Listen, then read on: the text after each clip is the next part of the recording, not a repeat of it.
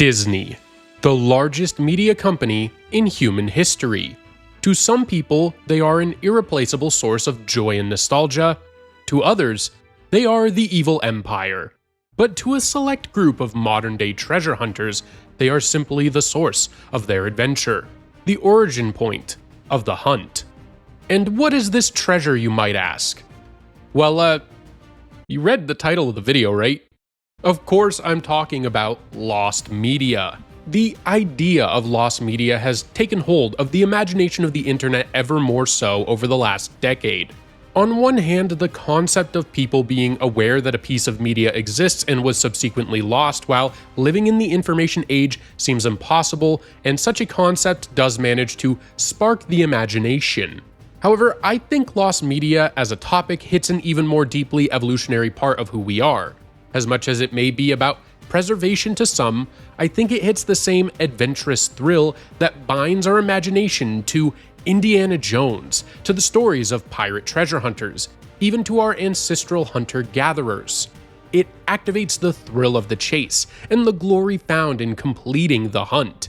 In a world where resources are abundantly available, man has sought a different hunt, a new way to etch their name in history.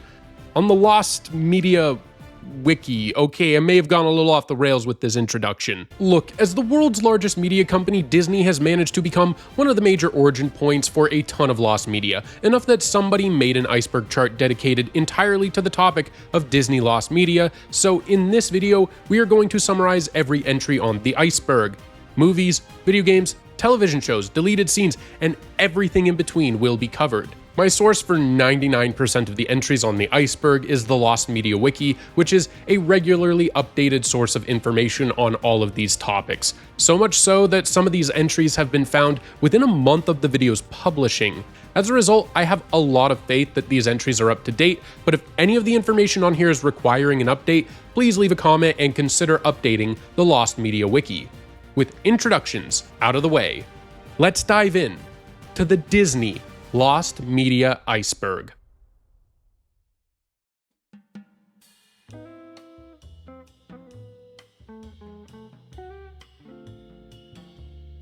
When The Black Cauldron was shown to test audience in 1985, several scenes received a negative response due to their graphic content, even though the film was intended for an older audience.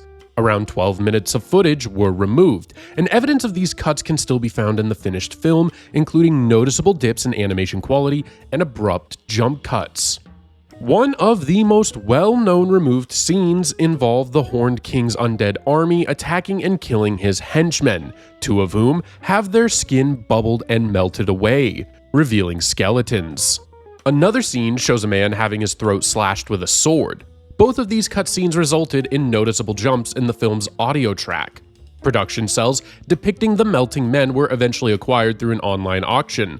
A few years later, these cells, along with footage from the trailer that didn't appear in the final cut, were used to help reconstruct the original scene.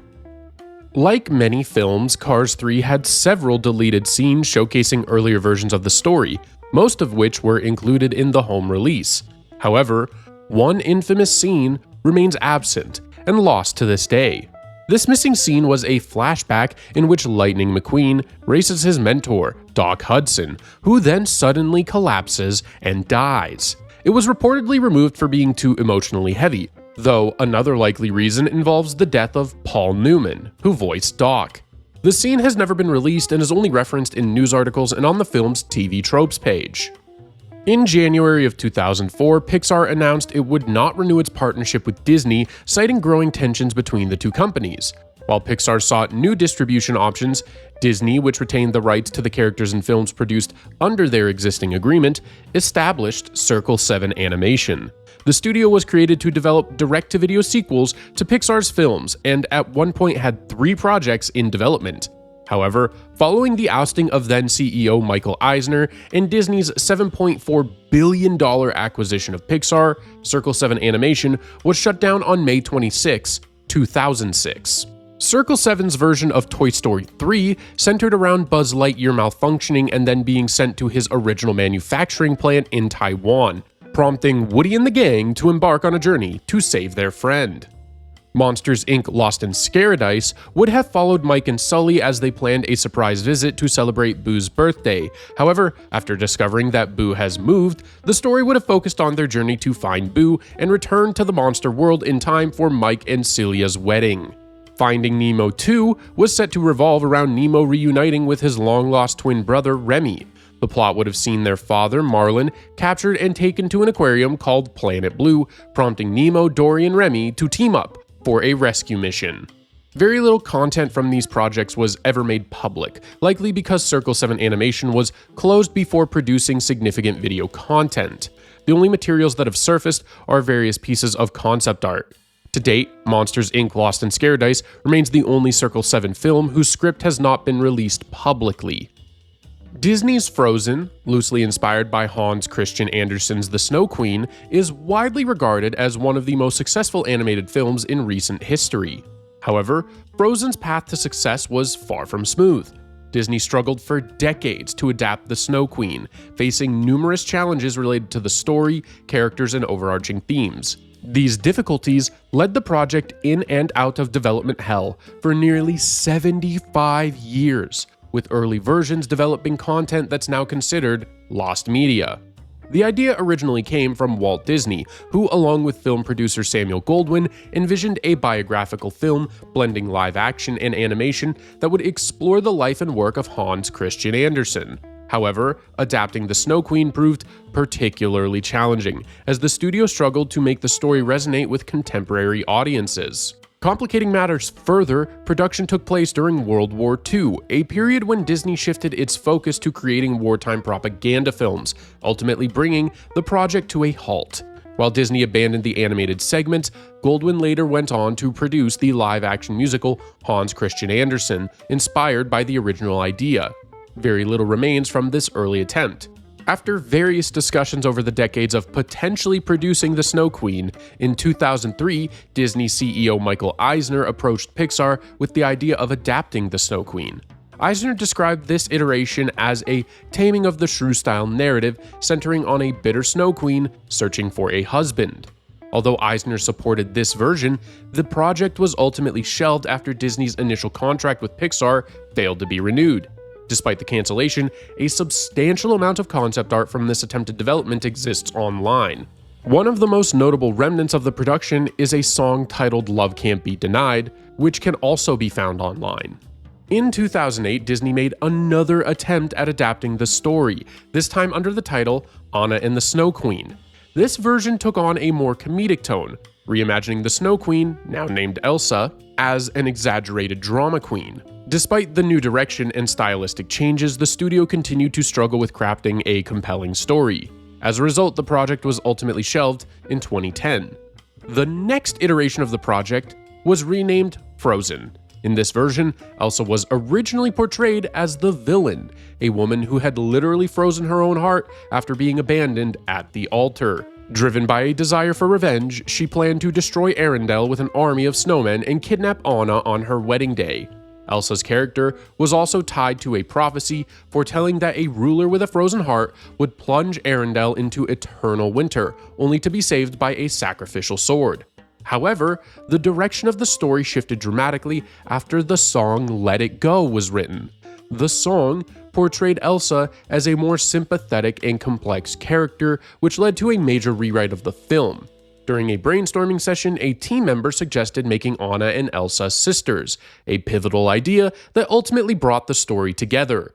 This version shifted the film's focus to the emotional bond between the two sisters and introduced the central theme of an act of true love. Gigantic was a Disney animated musical inspired by the fairy tale Jack and the Beanstalk, which entered development in 2013. Set in Spain during the Age of Discovery, the story was going to follow a character named Jack as he uncovers a hidden world of giants above the clouds. Disney canceled the project in 2017 for reasons that were never publicly disclosed. To date, no footage from the film has ever been released. Jack was set to face off against a group of brother giants named Fee, Fi, Fo, and Fum, who were led by the main antagonist, Faustus. Jack was also involved in a romantic subplot, falling for Angelina, the daughter of a wealthy merchant family who viewed Jack as beneath her social class. Competing for her affection would have been Marco, a nobleman with a passion for exploration. The story also included Inma, a spirited tomboyish preteen described as a class warrior who joined Jack and the others on their adventure. In the film's world, a fragile agreement existed between humans and storm giants. The giants protected humanity from external threats, and in exchange, humans provided food and livestock. However, tensions were rising as humans grew resentful of the arrangement. This conflict prompted Jack and his companions to ascend into the giants' realm, where Jack ultimately befriends one of the giants, an act that alters the course of the story. Since the cancellation of Gigantic, several pieces of concept art have been shared by artists who were involved in the project. Additionally, Disney officially released some artwork in their book, The Hidden Art of Disney's Golden Age, the 1990s to 2020. Other than this, Disney has remained quiet about the film, and it's still unclear how far into production Gigantic was before it was ultimately scrapped. Toward the climax of the film Inside Out, Joy and Bing Bong fall into the memory dump, and the two attempt to escape by using Bing Bong's rocket wagon. After several failed tries, Bing Bong urges Joy to try one more time. During the ascent, he jumps off mid-flight, sacrificing himself so Joy can escape.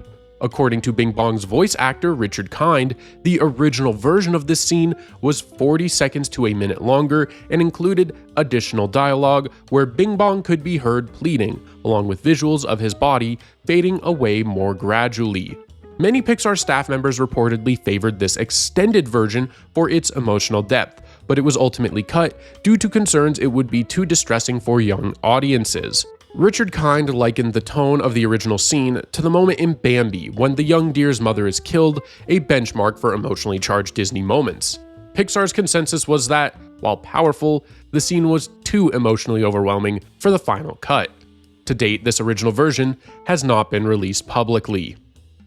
Kingdom of the Sun was a planned animated Disney film originally slated for release in December of 2000.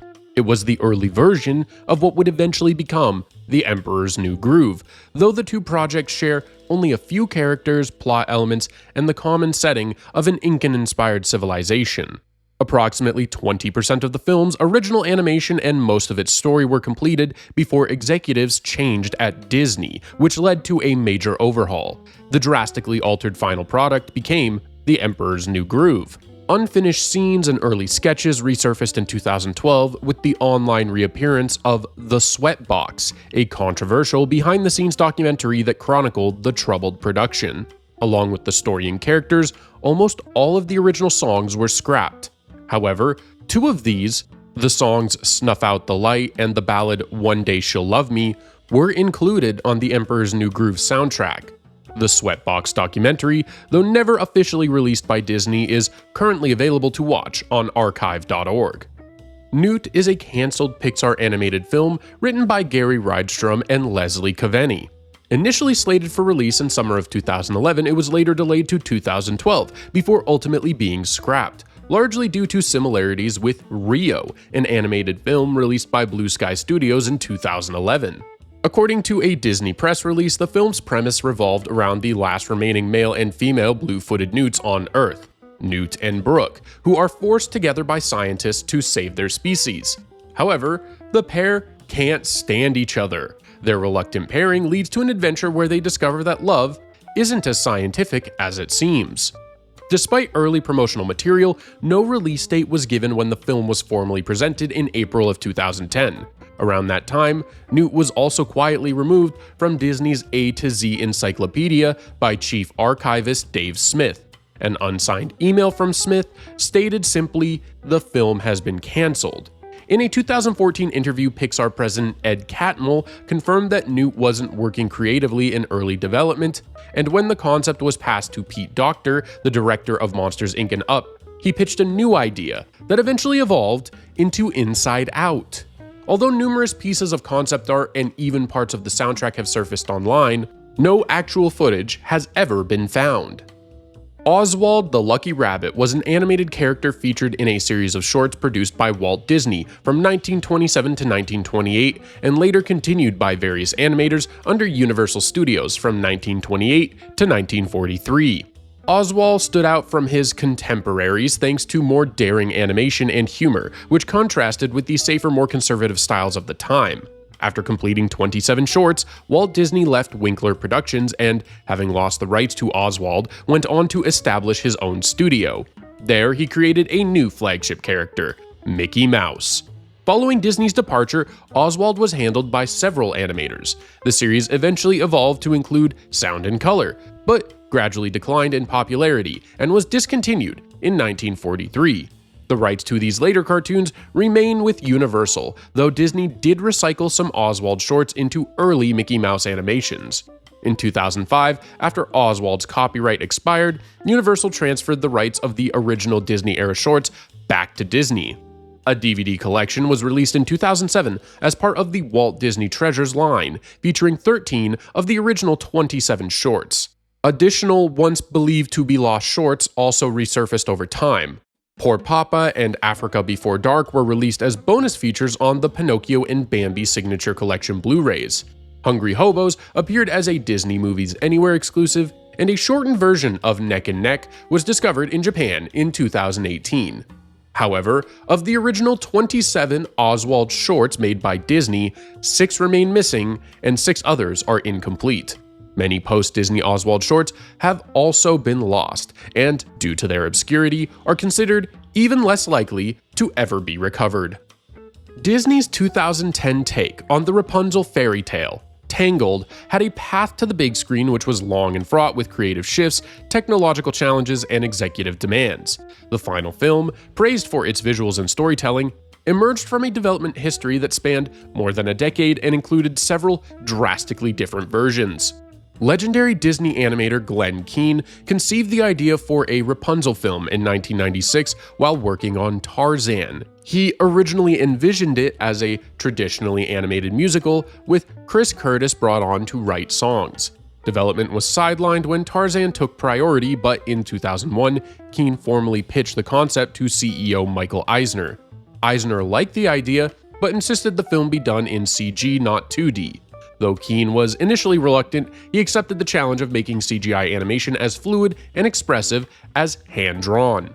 The massive success of Shrek in 2001 then changed the trajectory of the film. Eisner pushed for a more comedic, contemporary take on Rapunzel akin to DreamWorks' tone. The original darker tone of the film was thus scrapped, and development shifted to what became known as Rapunzel Unbraided. Writer John Bernstein was the first reported screenwriter attached to the project, though no script drafts have ever surfaced. Chris Curtis later released 2 demo songs from this work on the earlier version of the film, Are There Girls in the World Like Me? And All That I've Done For You. Rapunzel Unbraided was reimagined as a meta-comedy set in modern-day San Francisco. 2 teenagers, Claire and Vincent, were to be magically transported into a fairy tale world. Claire became Rapunzel, while the real Rapunzel was turned into a talking squirrel, and the fairy tale prince, Beau, was turned into a basset hound. Kristen Chenoweth was cast as the squirrel version of Rapunzel and recorded a song called What Would I Be Like, composed by Janine Tesori. No other songs or materials from Tesori's contribution have been released. Disney, despite rising tensions with Pixar, heavily promoted Rapunzel Unbraided as a flagship project. At SIGGRAPH 2005, Glenn Keane gave a presentation revealing concept art, story details, and test footage, including a logo treatment and a short clip of Claire as Rapunzel speaking with the squirrel. The script, meanwhile, went through multiple revisions. Writers Adam and Melanie Wilson were hired in 2003, followed by Claire Perriott and Josanne McGibbon in 2004. However, none of these scripts have ever been released. A few minutes of pre-visualized animation by Tony Hudson was leaked online, showing early versions of scenes such as Teen's arrival in the fairy tale world and what appeared to be the film's ending. By early 2006, amid sweeping leadership changes at Disney and the end of the Eisner era, Rapunzel Unbraided was cancelled. However, Glenn Keane would later re-envision the film, yet again, returning to the classic fairy tale roots. This new version eventually became Tangled, a romantic musical adventure with a much more serious tone, focused on the emotional journey of Rapunzel and Flynn Rider. Much of the early development material from Tangled's chaotic history remains lost. No complete scripts from Rapunzel Unbraided or earlier versions have surfaced publicly, and only scattered concept art, test footage, and song demos exist. When Disney first began collaborating with Pixar on Toy Story, the plan was to target an adult audience and release the film under Disney's more mature Touchstone Pictures label. This early version, now referred to as the Black Friday Reel, was darker, more cynical, and cruder than the family-friendly version eventually released. While details are limited on how far this version was into production, it's well known that it was fully scripted and storyboarded. However, when Disney executives finally viewed the reel, the reception was overwhelmingly negative, leading to the film's shift into the family-friendly story we are familiar with today. The most substantial glimpse of the Black Friday reel came from a 2-minute segment included in the Toy Story 2010 Blu-ray featurette titled Black Friday: The Toy Story You Never Saw. The clip shown is an alternate take on the scene where Woody pushes Buzz behind the desk so Andy will choose Woody for the Pizza Planet trip. In the Black Friday version, Woody intentionally shoves Buzz out the window rather than it being an accident. Additionally, a brief clip appears in the 2007 documentary The Pixar Story. Beyond these limited materials, any other scenes and details of the Black Friday reel remains lost. In 1992, Pixar partnered with a company called High Tech Toons to produce early test scenes for Toy Story. The character designs in these tests were significantly different from those in the final film. Buzz was smaller and wore a red spacesuit, while Woody was depicted as a ventriloquist dummy. The limited test footage that has surfaced shares a similar tone with the darker, more cynical Black Friday reel. Some of this early footage also includes Buzz being voiced by Billy Crystal, who was Pixar's original choice for the role before Tim Allen ultimately took it on for the finished movie. Although fans have speculated that more animation tests were created, believing that what's been released couldn't possibly be all of it, there is currently no concrete evidence to confirm the existence of any additional material. One of the characters introduced in the film Toy Story 2 is Bullseye, a member of the Woody's Roundup toy line and part of Al's collection. Initially, Bullseye was intended to have full dialogue, with Martin Short cast to provide the voice. For a long time, it was rumored that director John Lasseter chose to make Bullseye mute to make the character more endearing and emotionally resonant, portraying him with dog-like behavior rather than speech. However, in late 2023, former co-director Colin Brady clarified the real reason in a YouTube video description. According to Brady, the change came after the summer of 1997. Disney executives decided that either Bullseye or Jessie would need to be removed from the film. By making Bullseye a silent character, the filmmakers were able to retain both characters in the story. The concept of Bullseye being a speaking character persisted well into the early stages of Toy Story 2's development. Early drafts of the script included full dialogue for him, and rough animation tests were even created to explore how a talking Bullseye would look and feel on screen. Additionally, early concept art and storyboards exist that appear to reflect this version of the character. According to Brady, who served as director during the film's initial development phase when it was intended as a direct-to-DVD sequel, Martin Short never actually recorded any lines for Bullseye. Once the idea of a talking Bullseye was dropped, Frank Welker was brought in to provide expressive sound effects for the character. Zootopia, a 2016 CGI animated film, was widely praised for its thoughtful themes and strong character development. However, directors Byron Howard and Rich Moore actually revealed that it had experienced a major rewrite during production.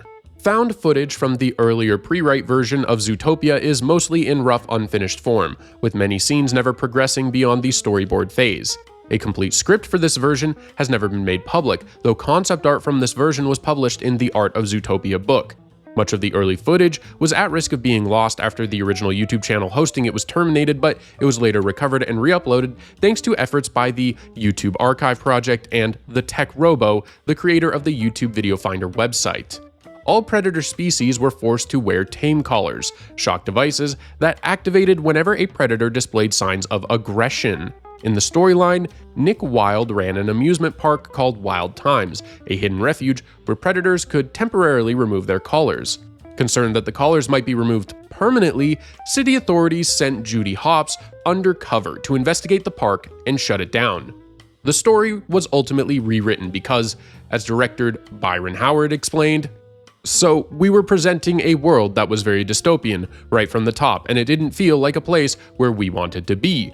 We instead wanted Nick to just get out of the city, but we were trying to make this version work because it felt like there's a story there. But it got to the point where it was very hard to root for the city, and we don't want to create worlds that we don't like, that we want our characters not to live in. The conception for Disney's Alice in Wonderland film dates all the way back to the 1930s, when it was originally considered as a potential first animated feature for the studio. However, the project went through numerous revisions and delays before finally being released in 1951. Among the various early versions developed over the years, the 1939 draft stands out as one of the most fascinating iterations. The draft featured concept artwork by British illustrator David Hall, a script by Al Perkins, and music by composer Frank Churchill. Walt Disney, however, rejected the draft. He felt the character designs, which closely followed their original illustrations, were too grotesque and visually difficult to animate. He was also unsettled by the film's dark tone. In this version, Wonderland was far more menacing, with characters like the Mad Hatter and March Hare nearly dismembering Alice with scissors and knives, and scenes where Alice was swarmed by hostile birds or placed under a guillotine. In the end, Disney opted for a lighter, more whimsical tone for the 1951 film. Still, fragments from this earlier draft have surfaced over the years. In 1968, Lee Savage, father of Mythbusters co-host Adam Savage, and graphic designer Milton Glaser, renowned for creating the iconic I Love New York logo, collaborated on a brief, silent animated short titled Short Subject, though it's more widely known by its informal title, Mickey Mouse in Vietnam. The film was created as a protest piece against the Vietnam War. The underground anti-war short ran for just over a minute and featured an unofficial depiction of Mickey Mouse as a cheerful, naive soldier heading to Vietnam by boat. Upon arriving in the war zone, Mickey is almost instantly shot. He collapses, and the film abruptly ends. The film was primarily shown to friends and associates of Savage and Glaser from 1970 onward, with only a few rare screenings at film festivals. Over time, Short Subject slipped into obscurity and remained largely unseen for decades. However, in a surprising turn of events, in April of 2013, a YouTuber named A Bad Higgins miraculously found, ripped, and uploaded a copy of the silent short, though with System of a Down's Soldier Side intro dubbed over it. The video quickly gained massive attention, catching the eyes of both Milton Glaser and Adam Savage, who shared interviews and blog posts about the short's rediscovery. Even more astonishing, when contacted for background info, A Bad Higgins revealed that he discovered the film in a scrap bin, likely at an unnamed college or similar location. Likely due to possible copyright concerns, A Bad Higgins later removed the original upload, but numerous mirrored copies have since reappeared online. 5 years after the original upload, on July 31st, 2018, YouTubers CDCB2 found a VHS copy of the short with the original soundtrack intact, including previously missing opening and closing titles, and uploaded it to his channel. This version can still be viewed on YouTube today. For Disney's 1940 animated feature Pinocchio, renowned voice actor Mel Blanc, famous for voicing many Looney Tune characters, recorded several lines for Honest John's sidekick, Gideon the Cat. Blanc reportedly gave Gideon a drunken voice, and Walt Disney disapproved of this portrayal, leading to the decision to make Gideon a mute character. In the final film, the only part of Blanc's recording that survived were 3 hiccups. It's unclear whether Disney still has the rest of his recordings or if they even still exist.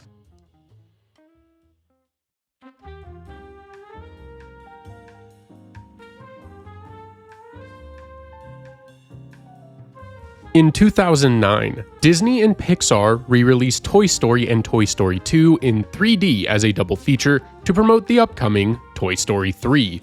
Because the combined runtime was nearly 3 hours, they created 2 different intermissions, one lasting 5 minutes and the other 10, hosted by characters from the films. Before Toy Story began, Woody, Buzz, and the other toys introduced themselves and explained how the intermissions would work. After Toy Story's credits, the characters expressed their satisfaction with the film. A timer counting down either 5 or 10 minutes then appeared in the corner. During the intermission, trivia about the film's characters, events, and production was shown. When the countdown ended, the toys then prepared to watch Toy Story 2. Theaters could choose to either run the 5 or 10 minute intermission during the release. After the run, theaters were made to return the hard drives containing the movies and intermission files to Disney. Since these intermissions were made exclusively for this double feature theatrical release, they have never been included in any home media. Given the challenges of pirating 3D movies and the prior availability of both films on home formats, it's unlikely that any bootleg versions of the intermissions exist. 101 Dalmatians, the series, like any other series, started with a pitch pilot, likely created in 1996, around the same time the live-action film it partly drew inspiration from was released. However, the 101 Dalmatians pilot was never adapted into an episode of the actual show. While the characters, designs, and animation closely resembled the final series, little else is known about the pilot. One notable detail that is known of this pilot is the existence of a character named Penny, who was initially planned as a main character before being cut from the series entirely. This is supported by an artist drawing of Penny shown in a sneak peek for the series that aired in a promotional clip on the 1997 VHS release of 101 Dalmatians. Those promotional clips are all that remain of the original pilot. Dumbo 2 was a proposed sequel to Disney's 1941 animated classic Dumbo, with Robert C. Ramirez, director of DreamWorks' Joseph King of Dreams, chosen to direct the film. Initially slated for a 2001 release, the project faced delays and was ultimately canceled in early 2006 after John Lasseter became Chief Creative Officer of Walt Disney Animation Studios. Since the film was canceled, few details about the project have emerged. However, a behind-the-scenes featurette on its development still exists, along with a surviving storyboard reel. Set just one day after the events of the original film, the story would have followed Dumbo, Timothy Q. Mouse, and a group of baby animals, each symbolizing a different stage of childhood as they separated from the circus. During their journey to reunite with it, each character would have discovered how to overcome their personal flaws. Early development for a third Fantasia film began on June 23, 2002, under the working title Fantasia 2006. The project was set to include short animations, One by One, directed by Pixot Hunt, and The Little Match Girl, directed by Roger Allers. However, the film was shelved in 2004 for unknown reasons, and the planned segments were later released as standalone short films. Frady Cat is a cancelled Disney animated film which was slated for release in 2009, but the project was shelved in 2005. It was reportedly intended as a satirical take on Alfred Hitchcock-style noir films. A preliminary story reel was created and shown to David Staten, then head of Walt Disney Feature Animation, but he declined to greenlight the project. He believed the film lacked market appeal and was concerned that children wouldn't recognize Hitchcock's influence. The only remaining evidence of the film comes from concept art which has surfaced over the years. The story centered around Oscar, a cat, and Corinna, a cockatoo, who live comfortably in a London apartment.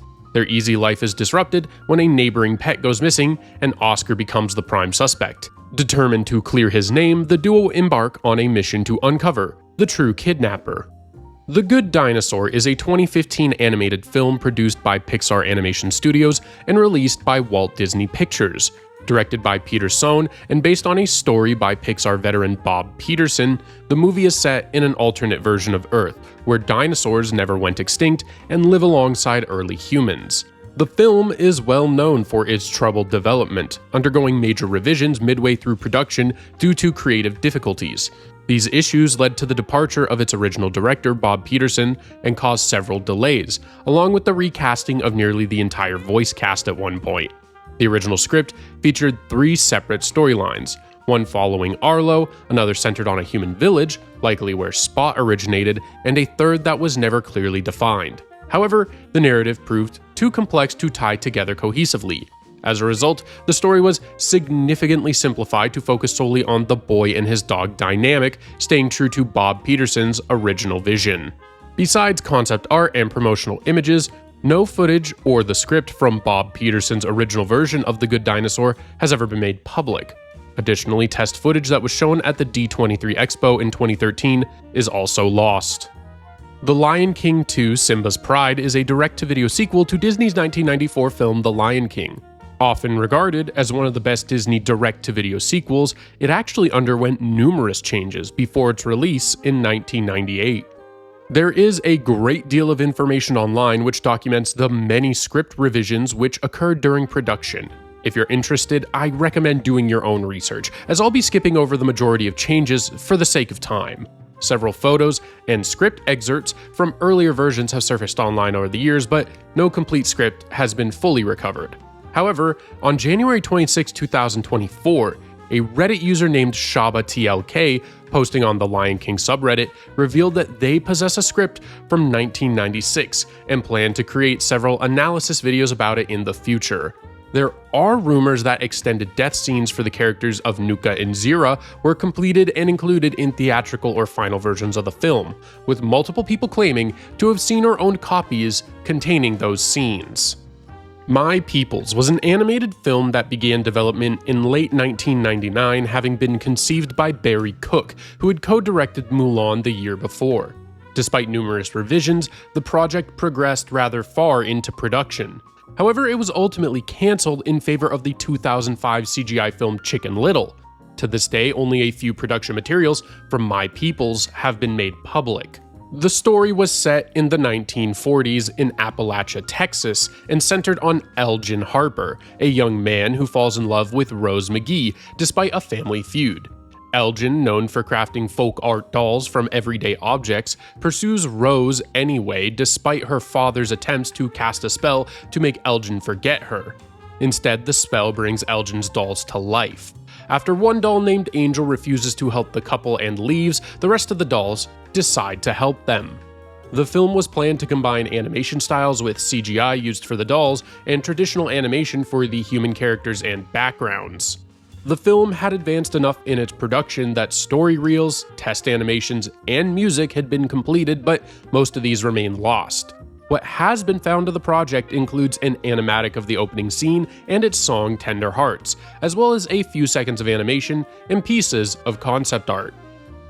The pilot episode of Recess, titled The Break-In, was originally produced in 1996 as a pitch to Disney.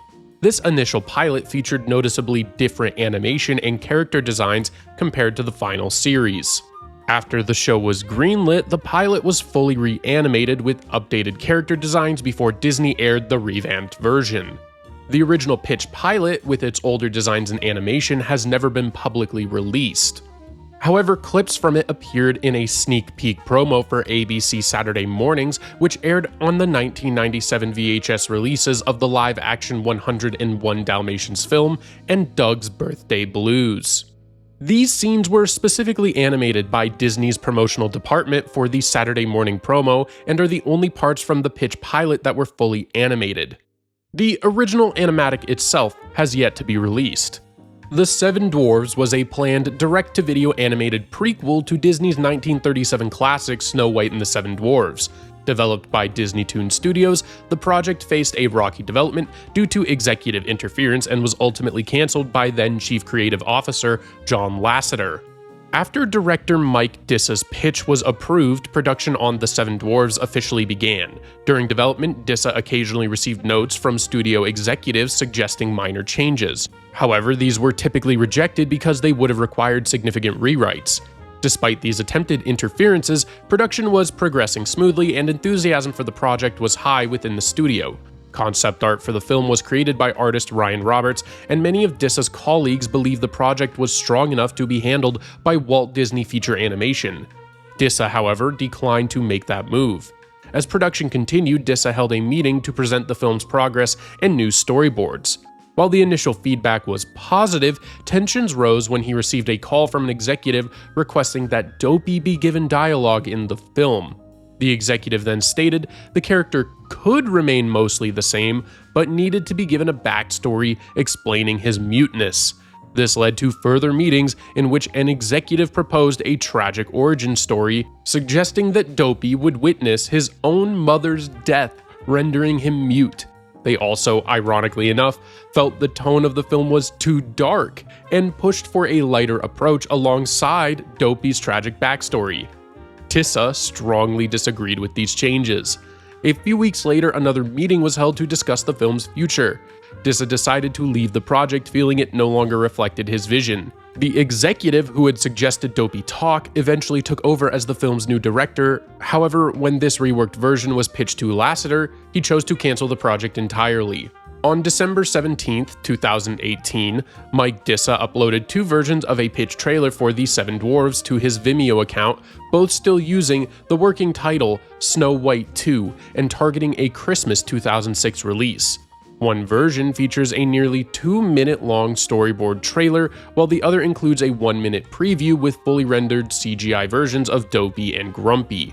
A third video uploaded on February 17, 2019 shows a 40-second animated clip of Grumpy and Dopey meeting for the first time. To date, this is the only known footage from the project to surface. Star vs. the Forces of Evil is an animated series that aired on Disney Channel and Disney XD. Initially, creator Darren Nefsey imagined the show with Star as an eccentric but otherwise normal schoolgirl who only thought she had magical powers. However, after a Disney executive suggested giving Star actual magical abilities and aging her up to a teenager, the concept was reworked. Star became a magical princess from another dimension attending school on Earth as a foreign exchange student. Following this revision, Nefsey collaborated with Canadian animation studio Mercury Filmworks to develop a test pilot between 2011 and 2012. This pilot was meant to secure Disney's approval for full production. The first season then entered development, taking roughly 2 more years to complete. During early development, the show was titled Star and the Forces of Evil. The original pilot was then significantly revised for unclear reasons. A sneak peek of the show's intro debuted at the 2014 San Diego Comic-Con, and the series officially premiered its first episode on Disney Channel on January 18th of 2015. It moved to Disney XD for regular broadcasting starting on March 30th, 2015. Little was known about the unaired pilot beyond its existence and a few glimpses in Mercury Filmworks animation reels on Vimeo. Some unused scenes, such as Star launching off of a plank of wood that hits Marco, never appeared in the first season. Others, like Star and Marco confronting monsters and Star attacking one of them, were later adapted into the second episode.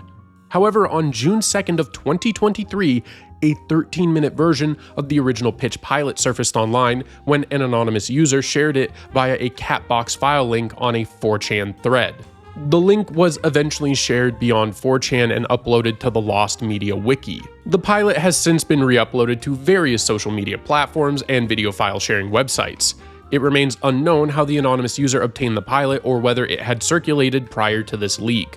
The original version has several notable differences from the final version. It uses the original working title, Star and the Forces of Evil, and refers to Marco by the name Soul. Although the visual style is generally similar, there are clear design variations. Characters have rounder eyes with larger pupils, Star's wand is pink with a heart symbol instead of blue with a star, and in one scene she wears cat ears instead of her usual devil horns, among several other design changes. Additionally, the pilot contains no background music, containing only dialogue and sound effects.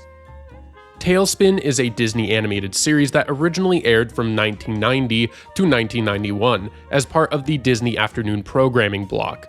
Loosely based on characters from the 1967 film The Jungle Book, the story centers on Baloo, now a carefree cargo pilot, and his young navigator Kit as they work for a delivery company called Hire for Hire. In 1989, during the development of TaleSpin, creators Jim Magon and Mark Zaslov initially hoped to bring back Phil Harris, the original voice of Baloo from The Jungle Book, to reprise his role. At the time, Harris was still active in voice work, and the team recorded several sessions with him. However, they eventually felt that his comedic timing had diminished, and that his voice had changed noticeably due to age, as Harris was 85 years old at the time. Additionally, they had to transport him back and forth from his home in Palm Springs for each session. Eventually, the decision was made to recast the role. Ed Gilbert was brought in to take over as Baloo, and all of Harris's previously recorded lines were replaced. To date, none of Harris's recordings for the show have been released. However, on May 24, 2025, a Reddit user claimed to possess the original Phil Harris audio recordings from TaleSpin. The following day, he posted a photograph of the audio tapes as proof. The image revealed that Harris had recorded lines for the episodes Time Waits for No Bear, I Only Have Ice for You, and Part 1 of A Bad Reflection on You. However, the user confirmed that one episode, A Touch of Glass, was still missing from his collection. They stated that they intended to release the recordings eventually, possibly in conjunction with a forthcoming book titled The History of the Disney Afternoon. WALL-E director Andrew Stanton first conceived the idea for the film during a 1994 lunch with fellow Pixar creatives. Stanton and Pete Docter, who would later direct Monsters, Inc. and Up, began early development on the project in 1995 under the working title Trash Planet, following the release of Toy Story. However, unsure how to develop the story, both moved on to other projects. Stanton returned to the idea after completing Finding Nemo in 2003. By late 2003, Stanton and a small team created a rough story reel of the film's first act under the title WALL-E, but with only one L. Official production began somewhere around 2004 or 2005. While the first act remained largely unchanged, the original plan for the second and third acts was much different.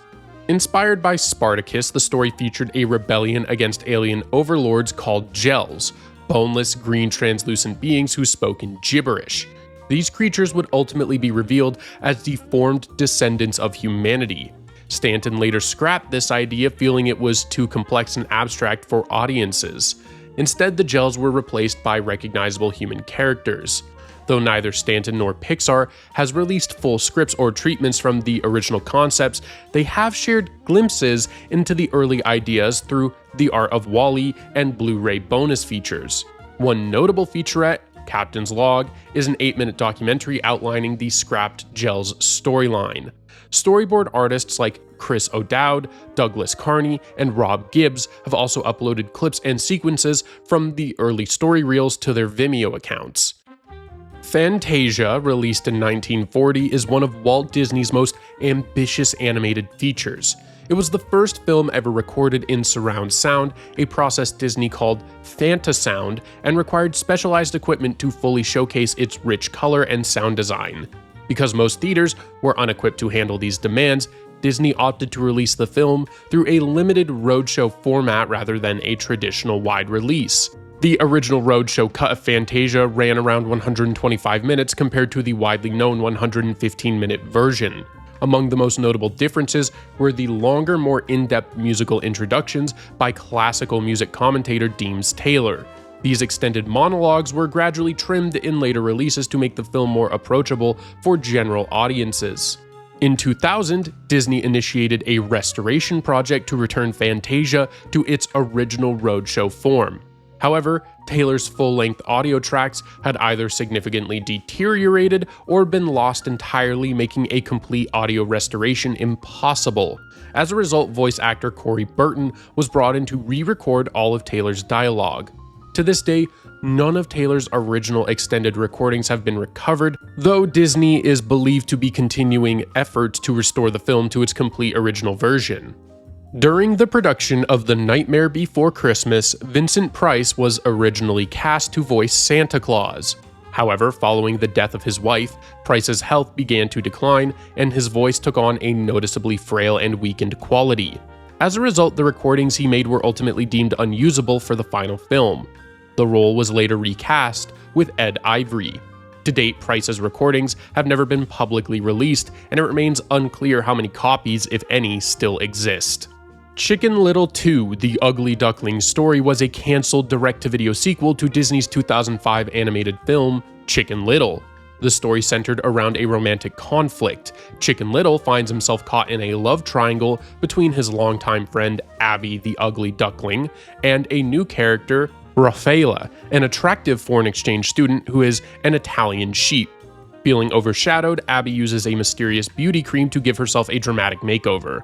Though the cream enhances her appearance and brings her instant fame, it also alters her personality, making her vain and distant. This strains her relationship with Chicken Little. It's revealed that the beauty cream is being produced by wolves disguised as sheep, with Raffaella having been coerced into helping them. Their plan is to lure the unsuspecting citizens of Okie Oaks into a situation where they can capture and possibly eat them. Ultimately, Raffaella is redeemed, the villains are exposed, and Chicken Little reconciles with the real Abby. According to Todd Carter, who contributed to the film's story development, a full animatic of the movie was completed and early screenings reportedly went well enough that there were talks of increasing the budget. However, Disney executives ultimately canceled the project, likely out of concern over its commercial viability.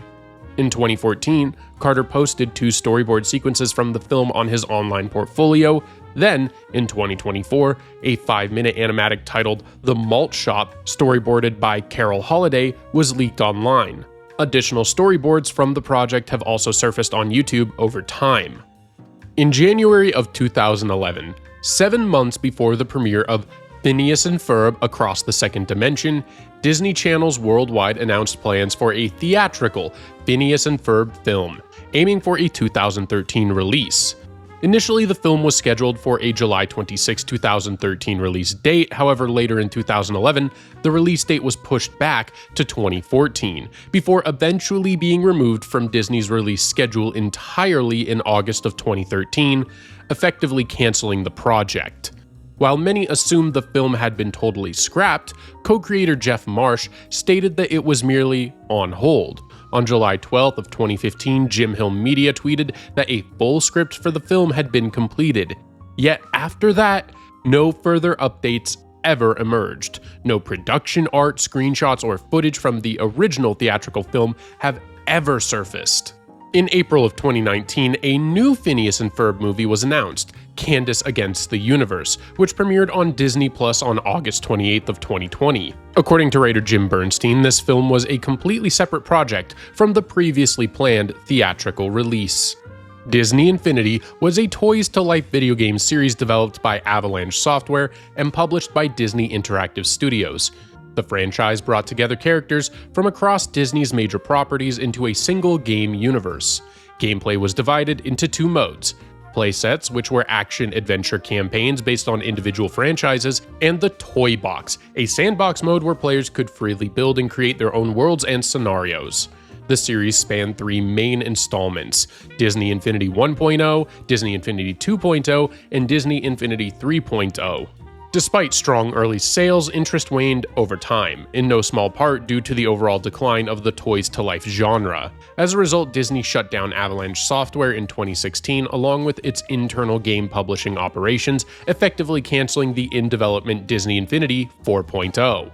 This version of the game was going to include a Cars 3 playset, a Star Wars Rogue One playset, a Pirates of the Caribbean Dead Men Tell No Tales playset, a Coco playset, a Guardians of the Galaxy Volume 2 playset, a Thor Ragnarok playset, and a Toy Box story mode, where players could play as any Disney Infinity character in a single action-adventure story mode game. Following the studio's closure, former employees have shared various unfinished content from Infinity 4.0. On January 14, 2019, a 5-minute video surfaced online featuring pre-alpha footage of Disney Infinity 4.0's Kingdom Mode, the title for the Toy Box's story mode, which showcased a playset that blended elements from Aladdin and Star Wars. After the first Kingdom Hearts game was released in 2002 to critical acclaim, a television adaptation quickly entered development, with Sean Kersley attached as director. Kersley created a pilot episode to pitch the show to Disney Channel, but the network turned it down, concerned that the story was too dark for its target audience. The pilot then faded into obscurity until 2014, when Kersley shared several early storyboard drafts on his DeviantArt page. On October 11th of 2022, he uploaded the full pilot, still in animatic form but with completed audio, to his YouTube channel. However, just 3 days later, he removed the video at the request of a friend from Disney. Despite this, the pilot has since been re-uploaded by others across various platforms and is widely available today. The Owl House is an American animated fantasy series on Disney Channel. The show ran for 3 seasons and officially concluded on April 8th of 2023. In 2017, a test animation was produced to help visualize the tone and style of the series. Unlike the actual pilot, which consisted only of storyboards, this animation was designed as a Next Time On style teaser to showcase the series' atmosphere and aesthetic. While the art style and character designs in the test closely resemble the final series, there are a few differences. For a long time, the only glimpses of this test were short clips and images shown by the creator during a live stream. On July 20th of 2021, a version of the test animation created by Sugar Cube Animation leaked online without audio. A more complete version, featuring refined animation, additional scenes, and full audio, later leaked in February of 2023.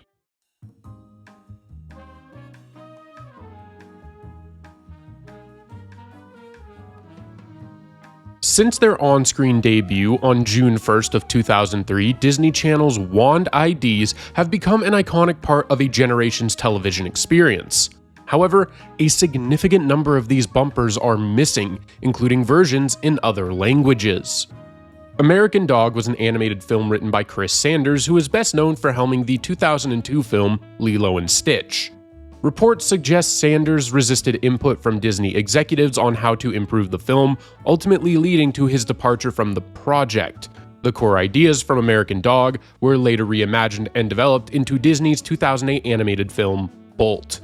The story centered on Henry, a canine actor who starred in a TV show as a secret agent. His journey would have him encounter an oversized radioactive rabbit named Mr. Buttons and a one-eyed cat named Spig, who drove a vintage car. Henry would trick them into helping him find his way back home, learning along the way how to relate to everyday people and live without the pampered lifestyle he was used to.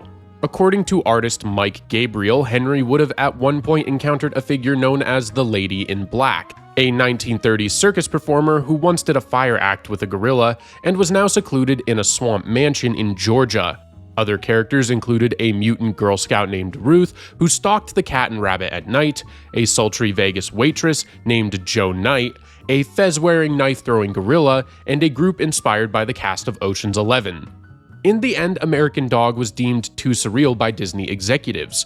Chris Sanders was removed from the project in late 2006 and replaced by directors Chris Williams and Byron Howard. Following his departure, Sanders left Disney entirely and went on to join DreamWorks Animation. The film was subsequently rewritten and reimagined as Bolt. Very little concept art or production material from American Dog has been made public, and the only known footage from the original version that has surfaced is a test reel shown at SIGGRAPH in 2005. Chanticleer was a proposed animated feature from Disney, based on Edmond Rostan's play Chanticleer. The project was in and out of development from the 1940s until the mid-1960s, but was ultimately never completed.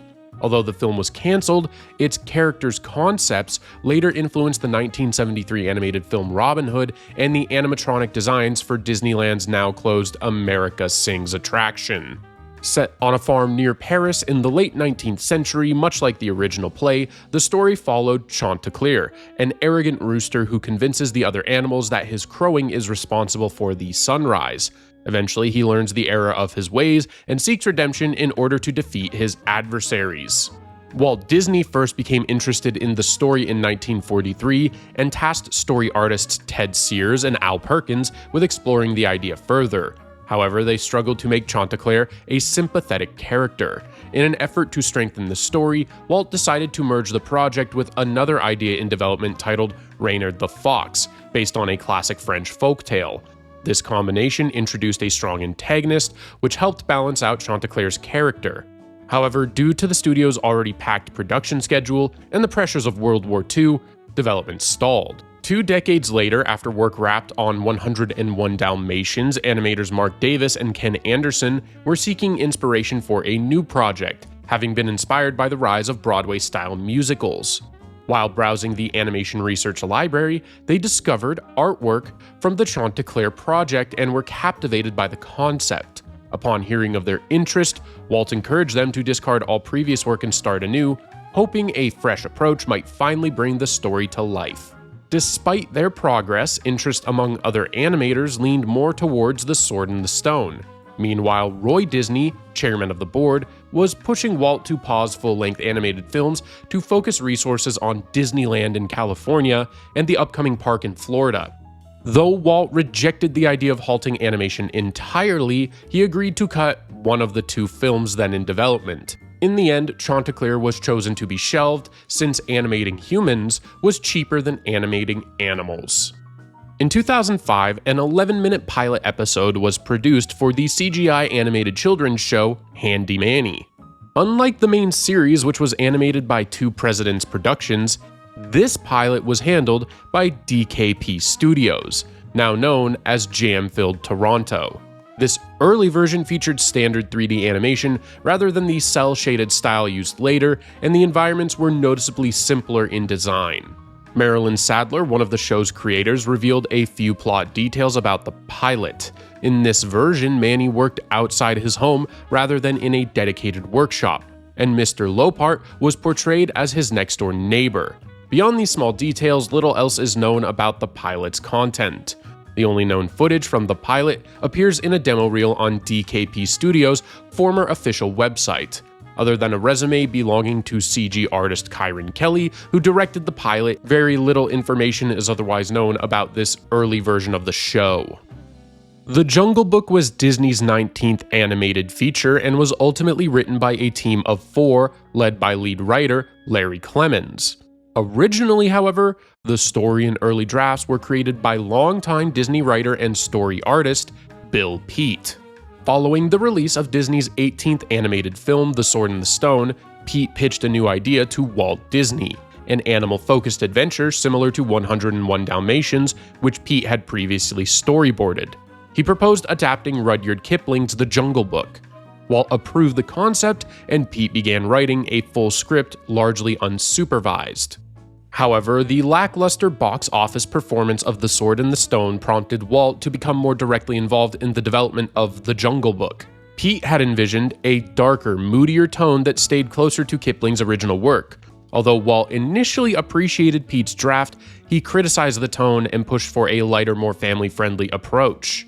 Tensions grew between Peet and Disney as creative disagreements intensified. On his birthday in 1964, Peet chose to leave the studio permanently. At the time, he had 5 children's books scheduled for publication and decided to focus entirely on his career as an author. His role on The Jungle Book was filled by Larry Clemens, who took over as lead writer. There were several major differences between Peet's vision and the final film. While both versions featured Mowgli as the central character, Peet's take was more episodic and involved the boy traveling repeatedly between the jungle and the man village. Peet is responsible for inventing original characters such as a human girl who would later serve as Mowgli's love interest, King Louie, and a rhino character named Rocky who was ultimately cut from the final movie. Another character from Peet's version was a poacher who drags Mowgli to the ruins where hidden treasure was buried beneath the crumbling structures, and Mowgli would have been forced to help uncover it. Peet had also lined up several songs written by folk singer Terry Gilkyson, who had collaborated with Disney on previous projects. However, Walt felt the songs were too somber in tone and not in line with the upbeat atmosphere he wanted for the film. The Sherman Brothers were brought in to create a new, lighter musical score. Only one of Gilkyson's songs remained in the final cut, that being The Bare Necessities, which the team agreed suited the new tone of the film. In 2013, a unique version of Phineas and Ferb Season 3, Episode 42, titled Delivery of Destiny, aired on Disney XD in the UK, featuring Simon Pegg as the voice of Paul the Delivery Guy instead of the original actor Christian Slater. The episode centers on Paul, a courier for the Hightail Delivery Company, tasked with transporting construction supplies to Phineas and Ferb. On June 2, 2012, Simon Pegg tweeted a line from the Phineas and Ferb episode Brain Drain, writing, "We all got a platypus controlling us." Not long after, he was invited to voice both Paul and Paul's father in the UK dub of Delivery of Destiny. On November 26, 2012, the Associated Press published an interview with Pegg about his participation in the episode, including several brief clips.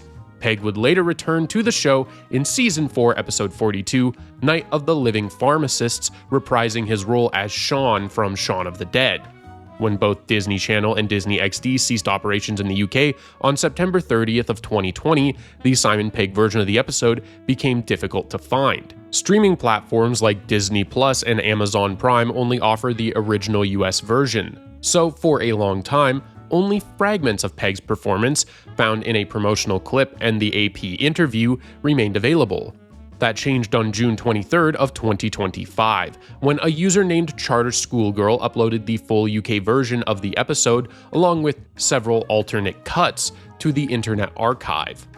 To Protect and Serve is an unreleased 5th installment in the Cars spin-off series Tales from Radiator Springs. In March of 2014, Disney announced that another short from the series was expected to debut in 2015. By October of that year, the short's title, To Protect and Serve, was confirmed. Despite this, 2015 passed without the episode being released.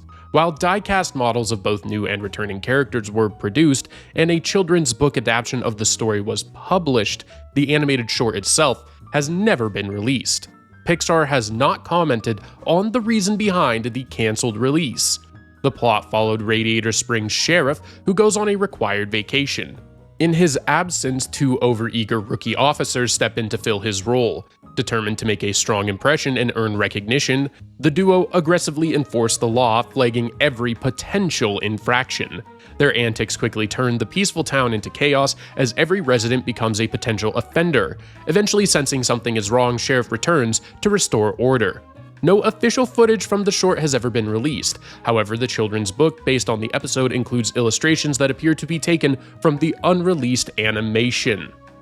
Treasure Planet 2 is a cancelled 2002 Disney animated sequel film to Treasure Planet that was planned to be directed by June Falkenstein. The film was in development for 8 to 9 months before being cancelled due to the first film of the planned franchise bombing at the box office. According to a report by Animated Views, the sequel's plot would have followed Jim Hawkins as he enrolled at the prestigious Royal Interstellar Academy. There, Jim was set to be portrayed as a confident and somewhat hot-headed cadet, contrasting with his highly intelligent classmate and eventual romantic interest, Kate. Captain Amelia, now serving as the Academy's dean, would oversee the training of new recruits. A new starship, the Centurion, designed by Dr. Delbert Doppler and piloted by Ben, was to be introduced as the fastest ship in the galaxy. The story would have escalated when a new antagonist, Ironbeard, hijacks the Centurion with his gang of pirates. Jim and Kate would have sought help from Long John Silver, whom they tracked down to the Lagoon Nebula. Together, they plan to retake the Centurion, but complications arise when Silver reveals his own interest in commandeering the ship, leading to a rift between the trio of heroes. Ironbeard's plan was to use the Centurion to disable the security systems of the Botany Bay prison asteroid, allowing dangerous inmates to join his crew. Eventually, Jim, Kate, and Silver reconcile and team up to bring down Ironbeard, and in a climactic battle, Silver is ultimately forced to destroy the Centurion, thus defeating Ironbeard and his crew. The film would have concluded with Jim and Kate graduating from the Academy with honors. As they celebrated, Silver would smile proudly as he watched them from afar. While various pieces of concept art for Treasure Planet 2 have been released, including those featured in the Animated Views article, no actual footage or full script has ever surfaced online. Wildlife was a cancelled CGI animated feature developed by Disney around 1999. Intended to be directed by Howard Baker and Roger Gold, the film was to be produced by The Secret Lab, Disney's visual effects division at the time. The project was intended to reflect and satirize 1970s American pop culture, with nods to influential icons like Andy Warhol, Anna Wintour, and Diana Vreeland. The story drew inspiration from George Bernard Shaw's 1913 play Pygmalion. The plot centered on characters Red and Kitty Glitter, who were seeking to discover a fresh talent to revitalize club wildlife. Kitty Glitter, once the club's biggest star, had lost her appeal, especially compared to Magda, the powerful editor of the fashion magazine Magazizi and the owner of a rival trendier Night Spot. According to animator Jim Hill, Wildlife was envisioned with a more mature tone, incorporating adult-themed humor. This direction caused unease among the film's crew, particularly animators who doubted whether Disney would ultimately be comfortable releasing such content. Their concerns were validated in late 1999 when Roy E. Disney, then vice chairman of Disney, viewed the project's presentation reel. Reportedly appalled by its mature content, he ordered the production to be halted. Although no full scenes or trailers have ever been made public, some early animation tests and concept art have surfaced.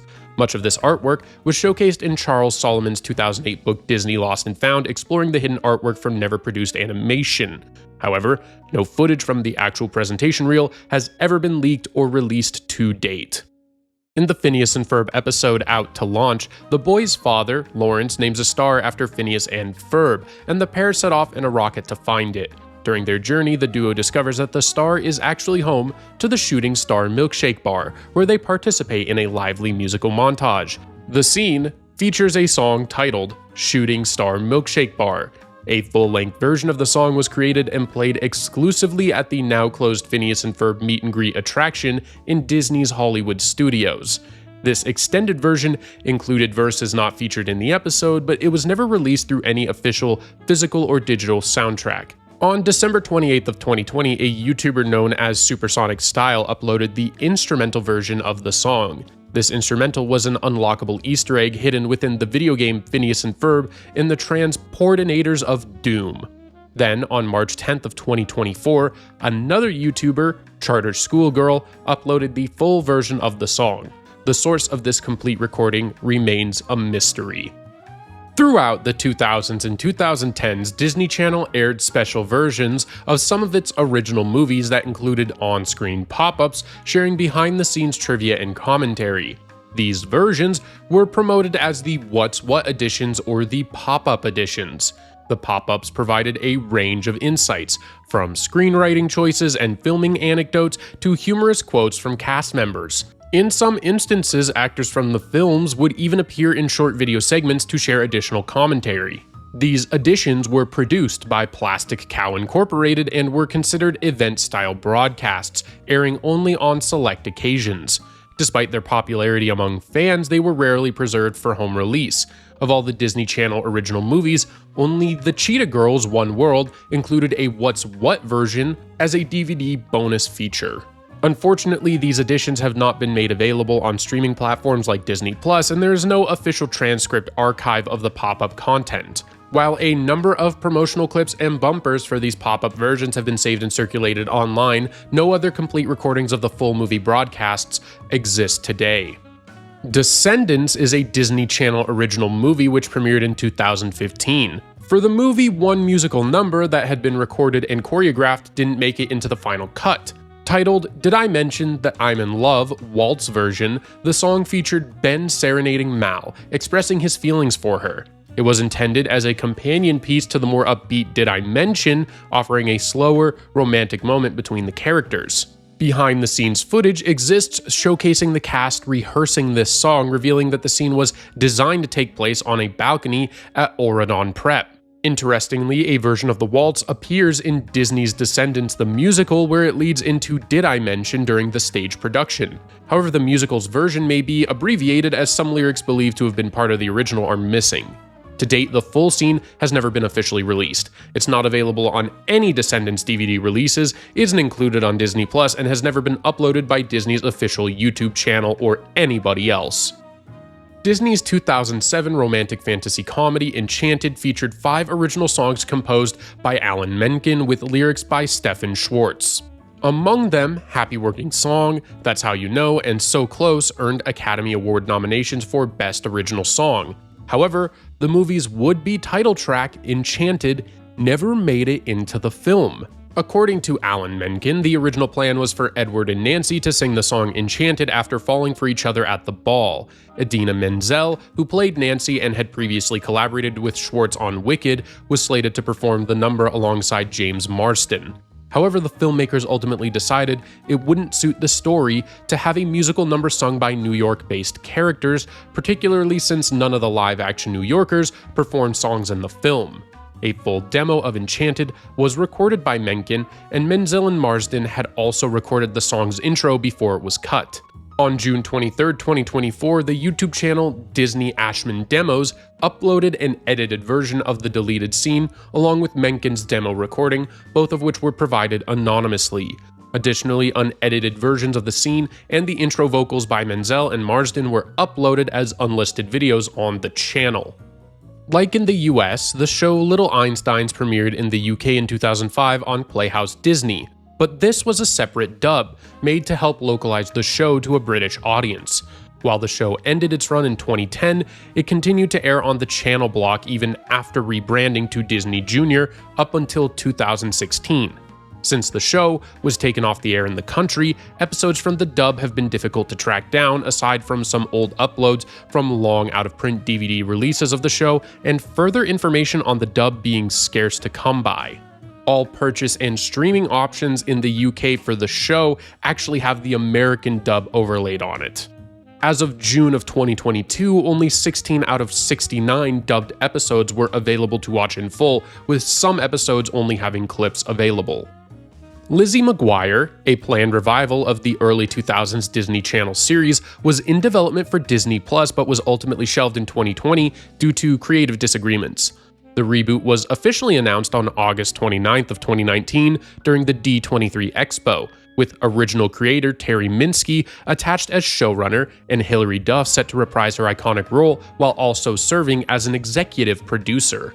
The new series was intended to follow a now 30-year-old Lizzie living in New York City, working as an apprentice to an interior designer and engaged to a restaurateur in Soho. The story would have taken a turn when Lizzie found out her fiancé was unfaithful, prompting her to return to Los Angeles to rebuild her life. In January of 2020, Minsky exited the project after reported creative differences with Disney. Production was paused after just 2 episodes were completed. According to Duff, Disney had concerns about the show's tone, feeling it didn't align with the family-friendly image of the platform. The revival was officially canceled in December of 2020. No footage or detailed synopses of the filmed episodes have been released, and it's considered unlikely that Disney will make them available due to the content's mature tone. The only public glimpse of the reboot comes from a brief moment around the 44-second mark in a Disney Plus promotional sizzle reel from 2020, which previewed upcoming titles for the platform. Epic Mickey is a video game franchise developed by Junction Point Studios and distributed by Disney Interactive Studios. The game stars Mickey Mouse traveling to the Wasteland, a land for all the forgotten Disney characters no one remembers, with the power of both paint and thinner. The series was notable for having the first appearance of Oswald the Lucky Rabbit as a major character since 1943, along with the first time he ever appeared alongside Mickey Mouse. The series had 3 games: Epic Mickey, released in 2010, Epic Mickey 2: The Power of Two, released in 2012, and a spin-off game, Epic Mickey: Power of Illusion, released in 2012. Epic Mickey creator Warren Spector said in an interview that he wanted to do a full trilogy for the game series, and also confirmed in interviews that he had an idea for the story of the 3rd installment, stating that the small musical numbers that were in the 2nd game were a test for an idea he had for the 3rd game. The next game would have been full of big show-stopping musical numbers throughout the game, with the game possibly even being a legitimate musical. He also said that it would have most likely been released for the next big wave of consoles that were about to come out during that time. However, on January 29, 2013, it was announced that Junction Point Studios was officially being closed down by Walt Disney Company, officially canceling the sequel and all other games that were in production at that studio. DXP was a late-night programming block that aired on Disney XD every night from 9 p.m. to 3 a.m. during the summer of 2017. The block featured a mix of gaming-focused content produced by Disney Digital Network, Digimind Productions, and other media outlets such as Vice, Attack Media, and IGN. Among the programming were competitive gaming tournaments, including high-profile events like the Super Smash Bros. For Wii U and Street Fighter V tournaments. Though it quietly concluded in November of 2017, some of DXP's branding, such as bumpers and graphics, continued to be reused for gaming-related segments on Disney XD. Despite its relatively short run, much of the original DXP content became difficult to find. While episodes were initially available through on-demand platforms during the block's original airings, many of them were quickly removed. A handful of shows were uploaded to Disney's official YouTube channel, but availability was inconsistent. One exception is the IGN show, which has its entire run available on the channel, albeit with some edits. Efforts to preserve the DXP block have been led by members of the Lost Media Wiki community, and after several uploads by a variety of members, the entire DXP lineup is now considered fully found media.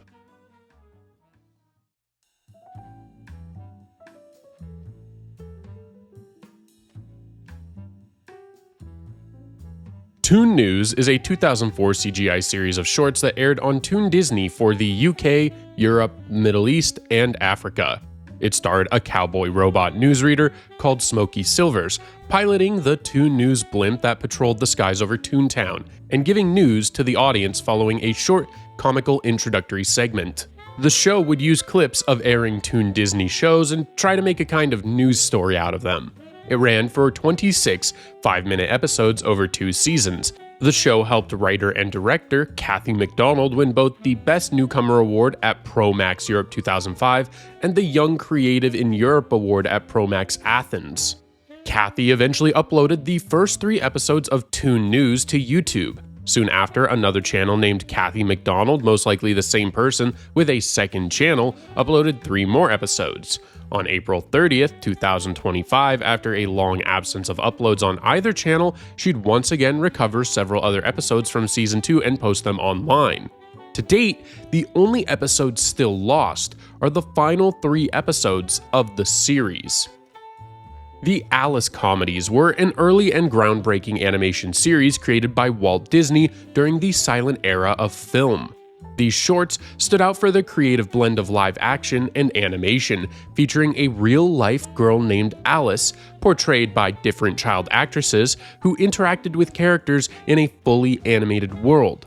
The very first short, Alice's Wonderland, loosely mirrored the plot of Alice in Wonderland, setting the tone for the rest of the series as it followed Alice on whimsical adventures through cartoon landscapes. While the series was innovative for its time, many of the later entries in the collection have been lost. Animation historians and archivists have worked extensively to recover these missing films, with new discoveries occasionally emerging over the years. Several of the recovered shorts have been included in Walt Disney Treasures DVD series, and many can also be found on YouTube thanks to preservation efforts. Big City Greens is a Disney Channel animated comedy that premiered in 2018, centering on the misadventures of Cricket Green, his sister Tilly, and their father Bill as they adjust to life in the bustling big city after moving in with their grandma following the loss of their rural farm. Before the series aired, it existed under the working title Country Club, and a test pilot was produced in 2015. This early version of what would become the first episode, Space Chicken, featured rougher animation, different character designs, and alternate voice actors. For years, the only available glimpse into this pilot came from co-creator Chris Houghton, who shared concept art and storyboard comparisons on his Tumblr blog. In July of 2021, partial footage from the Country Club pilot was briefly released by Houghton online, but the post was quickly taken down. Fortunately, a Reddit user managed to preserve the video before it disappeared. Then, on April 25th of 2024, the full 11-minute animatic of the original pilot was leaked as part of a larger anonymous drop containing pitch bibles, test pilots, and animatics from various Disney television animation projects. During the production of Sleeping Beauty, Walt Disney maintained a very specific vision for the film's visual style. He insisted that every single frame be crafted as a standalone work of art. This commitment to artistic precision was so intense that one particular sequence took 4 years to finish and cost over $10,000 at the time, equivalent to more than $88,000 in 2020 dollars.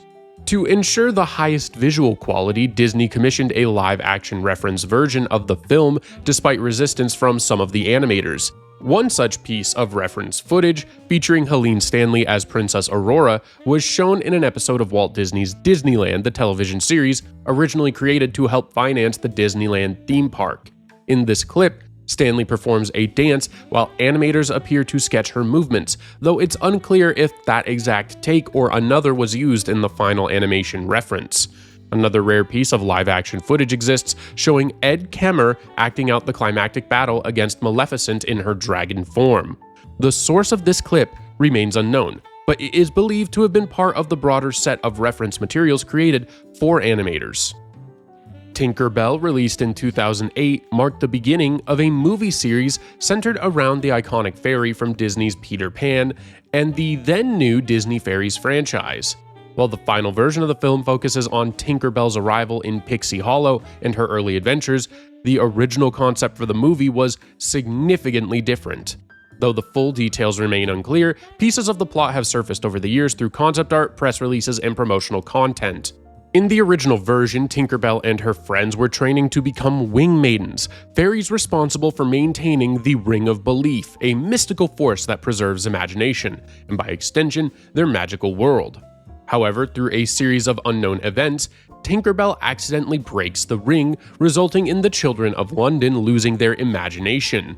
The story would then follow Tinkerbell and her companions as they attempt to restore belief and save Pixie Hollow from collapse. Interestingly, this earlier draft would have tied directly into the Peter Pan universe, featuring Peter Pan, the Lost Boys, and Captain Hook, although their specific roles remain a mystery. Despite being abandoned, several elements from this early version still survive. These include concept art, merchandise, early trailers, and promotional images that showcase characters, costumes, and environments that didn't appear in the final film. In 2011, animator Laurent J.C. uploaded a portfolio video to Vimeo that went largely unnoticed until it was rediscovered in November of 2023 by a Tumblr user. These materials depict a rock band performance in the movie. On January 18th of 2024, a set of lengthy animated storyboards from the early version were shared on the Lost Media Wiki forums, while on March 11th of 2024, a Tumblr thread provided insights into the project's multiple directors, their backgrounds, and various versions of the script. To date, however, the original script has never been publicly released, and its complete story remains unknown. Breakfast with Bear was a spin-off of the Playhouse Disney series Bear in the Big Blue House. It aired on the Playhouse Disney programming block on Disney Channel from June 20th of 2005 to September 15th of 2006. In each episode, Bear would visit a child's home and help guide them through their morning routine, covering everything from hygiene and breakfast to games and songs. A total of 20 episodes were produced, 10 filmed in New York and 10 in California.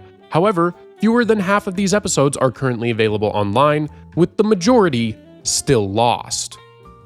Adventures in Wonderland was a live-action puppet musical television series that aired on the Disney Channel from 1992 to 1995. Loosely based on Lewis Carroll's Alice's Adventures in Wonderland and Through the Looking Glass, the show followed a modern-day Alice as she stepped through a magic mirror into Wonderland to resolve real-world problems. One episode, titled White Rabbits Can't Jump, was the second to last episode produced. It featured a guest appearance by actor and former football star O.J. Simpson. In the episode, the White Rabbit feels unmotivated to compete in Wonderland's leap year games, doubting his ability to succeed. An imaginary version of O.J. Simpson appears to encourage him, ultimately helping him rediscover his confidence. While Rabbit loses the final event due to his poor jumping skills, his morale is restored when the real O.J. Simpson presents him with a second-place trophy. Production wrapped on the episode in late 1993, with plans to air it during the show's third and final season. However, the episode was shelved indefinitely after O.J. Simpson's arrest on June 17th of 1994 for the alleged murders of Nicole Brown Simpson and Ron Goldman. Due to the now controversial nature of O.J. Simpson as a public figure and his hero-like portrayal within the episode, it has never been released. Ironically, White Rabbits Can't Jump was one of only 2 episodes adapted into a picture book, which is incredibly unusual in the context of its unresolved broadcast history.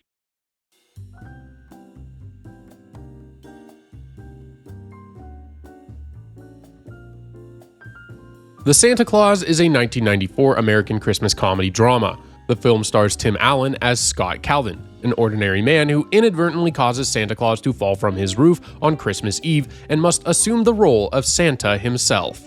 Earlier in 1994, a teaser trailer was produced. This teaser featured a stylized recreation of the rooftop scene using wooden Christmas ornament-like puppets to represent Santa, as well as his reindeer and a nearby dog. The scene was revealed to be set inside a snow globe held by Scott Calvin, who confidently declares his new role as Santa before accidentally dropping the globe. Notably, the teaser did not include any reference to the Walt Disney Company. At the time, the film was slated for release under Disney's Hollywood Pictures label. It was only after positive feedback from child audiences during test screenings that Disney decided to release it under the Walt Disney Pictures banner. The teaser was shown widely in theaters in 1994, including before screenings of The Lion King. However, it was never included on home media releases and gradually faded from public memory after the film left theaters. In 2002, the teaser resurfaced in altered form as the teaser for The Santa Claus 2. While most of the original footage remained intact, several changes were made, such as the Hollywood Pictures logo being replaced with the Walt Disney Pictures logo, and all original audio and titles were redubbed and rewritten to reflect the film being a sequel. Along with the reused footage, other elements of the original teaser eventually resurfaced through other means. The original title and release date animations were reused in other Santa Claus trailers, and portions of the original audio and tagline animation were recovered from a cam rip of a summer 1994 screening of The Lion King, although the tagline was partially obscured by projection booth walls and screen framing. Using these recovered materials, a YouTuber named Ethan created a near-complete reconstruction of the original teaser. While some elements like the full original audio and 2 animations were missing, the recreation was quite faithful to the original. Finally, on Christmas Day 2024, YouTuber 35mm Movie Trailer Scans uploaded the full original teaser in 4K, making it fully found and publicly viewable for the first time in decades. Disney's One-Two was a programming block launched in 1997 as a spin-off of the successful Disney's One Saturday Morning block on ABC.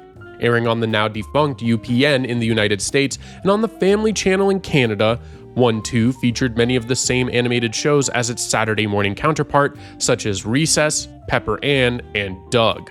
However, while One Saturday Morning included educational and informative bumpers between shows, Disney's One-Two took a different approach by airing short gag bumpers that featured comedic skits with characters from its show. Over time, almost all of the bumpers were found and uploaded to YouTube. However, the Recess gag bumpers remained elusive. At one point, only 3 of an unknown total number of Recess gags had been uploaded to the internet. Their rarity was possibly due to the fact that these specific gags had only been confirmed to air on the Canadian Family Channel, and it remains unknown whether they were ever broadcast on UPN. All of this changed when YouTuber Evie Teresa uploaded the missing Recess gag bumpers. However, one bumper, featuring Swinger Girl, was uploaded with its beginning cut off, leaving its full title and context unclear. As of the publishing of this video, with the exception of the incomplete Swinger Girl bumper, the Recess gag series is believed to be completely found.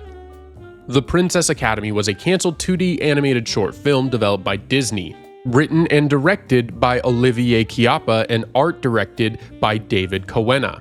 The project was notable for its ambition to bring together a wide array of female protagonists from both classic and obscure Disney and Pixar films, placing them in a shared universe setting for the first time. While the full plot remains largely unknown, existing concept art and storyboards provide clues about its direction. One notable piece features a young unnamed girl dressed as a princess who is believed to have been the short's central protagonist.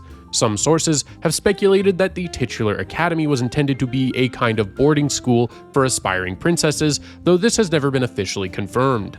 Unfortunately, the short was ultimately shelved following the closure of Disney's traditional hand-drawn animation division. With 2D animation no longer in production at the studio, Chiappa and Coena saw no future for the project in its intended form and quietly canceled it. Out of what is reported to be hundreds of pieces of concept art and storyboards, only a small selection has ever been made public, mostly through Coena and Chiappa's personal online portfolios. No original songs or audio recordings have surfaced, and no script has ever leaked. This entry refers to the unaired 2009 pilot episode of the Disney animated television series Fish Hooks. The pilot reportedly had a runtime of 5 minutes. Some sources have claimed that the pilot may have originally gone by the title Fish Tales, suggesting that this was a potential working title for the series during early development. The most notable confirmed differences between the pilot and the final show is in the character designs. To date, only 5 seconds of footage from the pilot have been released to the public. The brief clip was featured in a Disney Channel Latin America promo for upcoming 2011 programming. Mickey's Man Friday was a proposed shot-for-shot remake of the 1935 Mickey Mouse cartoon of the same name. Had it been completed, it would have marked the second time a Disney short was remade in this way, following the remake of Orphan's Benefit. The remake was originally intended to be part of a larger project titled Mickey's Revival Party, which aimed to remake several classic black and white Mickey Mouse shorts. However, the concept was eventually abandoned, and Mickey's Man Friday was never completed. Currently, only preliminary materials, such as rough concept art and character model sheets, are known to exist. It remains unclear whether any actual animation work was ever started before the project was shelved. The Search for Mickey Mouse was a planned feature-length animated film developed by Disney's Florida Animation Studio in 2002, intended as a tribute to Mickey Mouse in honor of his 75th anniversary. The project was ultimately canceled later that same year, reportedly due to creative difficulties. Writers struggled to develop a compelling storyline around the idea of including cameos from Disney characters every few minutes. The film's plot was said to revolve around Mickey being mysteriously mouse-napped, prompting Minnie Mouse to enlist the help of Basil of Baker Street from the Great Mouse Detective to track him down. Joined by Donald Duck and Goofy, the group would embark on a worldwide journey to rescue Mickey, encountering iconic characters from nearly every Disney animated feature up to that point, among them being Alice, Aladdin, and Peter Pan. To date, no footage or official stills from the film have surfaced publicly. According to a report from Jim Hill Media, Disney officially pulled the plug on the project to instead create The Three Mouseketeers. A Tin Toy Christmas was a canceled Christmas special that was being made by Pixar. The film was supposed to be proof that Pixar was capable of making a feature-length film. However, it was canceled after Pixar was given the opportunity to actually make one. The unmade special would have featured Tinny the Tin Toy from Pixar's Academy Award-winning short film, Tin Toy. In the story, Tinny is a member of a Christmas-themed tin toy collection from the 1940s. When the toys fail to sell, they're packed away and forgotten, leaving Tinny in a deep sleep for decades. He eventually awakens in a sprawling modern megastore during the holiday season, only to realize his fellow toys have vanished. Determined to find them, Tinny sets off on a quest on Christmas Eve. Along the way, he encounters a witty and somewhat cynical ventriloquist dummy who's searching for someone to take him home. Interestingly, this concept of a small toy embarking on a journey alongside a ventriloquist dummy inspired the earliest versions of Toy Story, with those characters eventually evolving into Buzz Lightyear and Woody. Welcome to Pooh Corner was a live-action television series that premiered on April 18th of 1983, the same day the Disney Channel officially launched. The show was the first TV adaptation of Winnie the Pooh. The series primarily featured costumed actors portraying characters from the 100-Acre Wood, with Roo initially performed as a puppet before later being played by a small actor in a costume. Although new episodes stopped airing in 1986, the show continued to rerun on the Disney Channel through 1997. In terms of home media, Walt Disney Home Video released 6 VHS volumes in the United States, each containing 4 episodes.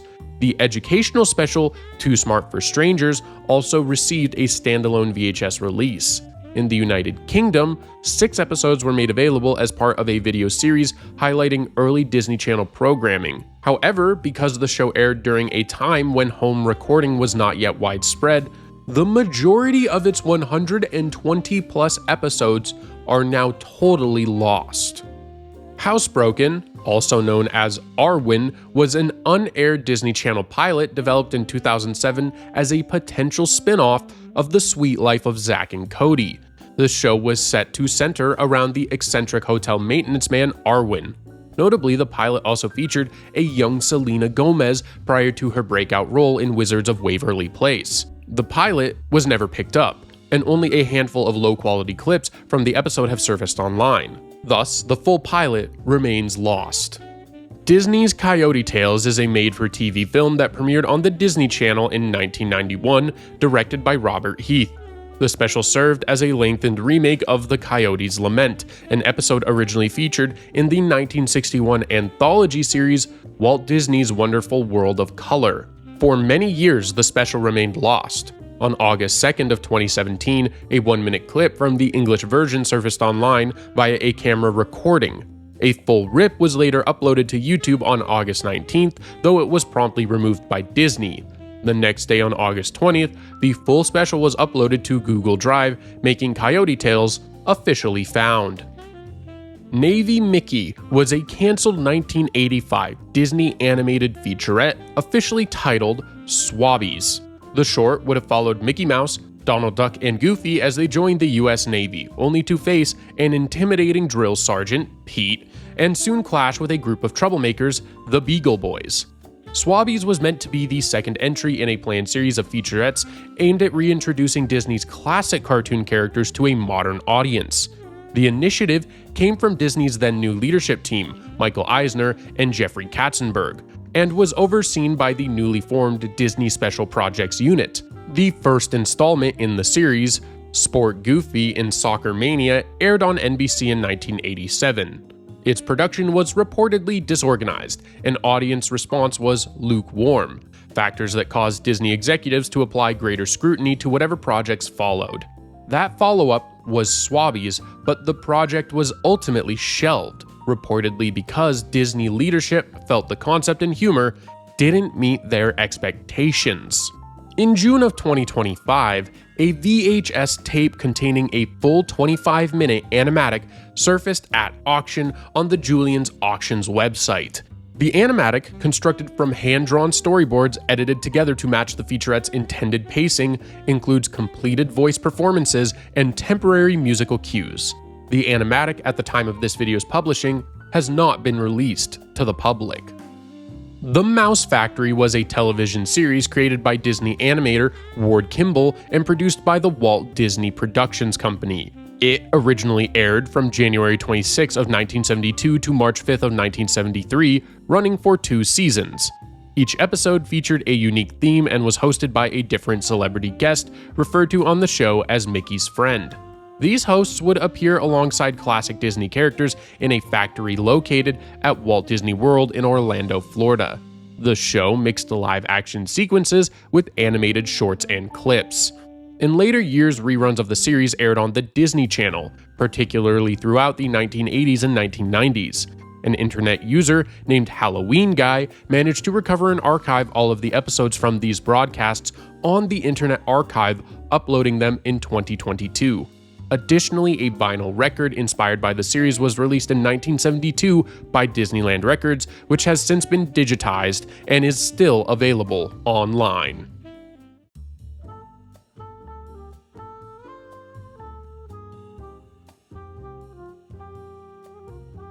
In an effort to secure funding, refine its animation capabilities, and assemble a solid production team for upcoming ventures, Pixar turned its attention to creating commercials during the late 1980s through the early to mid-1990s. Brands such as Tropicana, Listerine, and Lifesavers approached the studio with the idea of producing CGI commercials. Unlike typical animation studios that simply executed pre-designed concepts, Pixar agreed to take on these projects only if they could actively participate in the creative process. This approach allowed them significantly more creative control over the advertisements than was common at the time. These commercials proved to be quite successful, earning Pixar roughly $2 million annually and increasing the studio's visibility.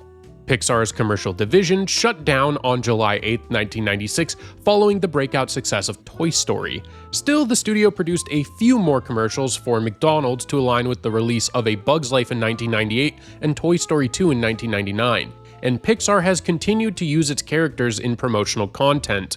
Pixar eventually compiled an internal-only DVD titled Made in Point Richmond, featuring many of its commercial projects. On May 21, 2018, Lost Media Wiki forum user Jarrett35 uploaded the entire DVD, providing access to most of Pixar's commercial work. Playhouse Disney was a brand created by the Walt Disney Company to cater to preschool audiences, airing as a programming block on Disney Channel globally. In some regions outside North America, it even operated as a standalone channel. International versions of Playhouse Disney bore little resemblances to the United States version. The format abroad was centered around a live-action set known as the Playhouse, where presenters interacted directly with the young audience.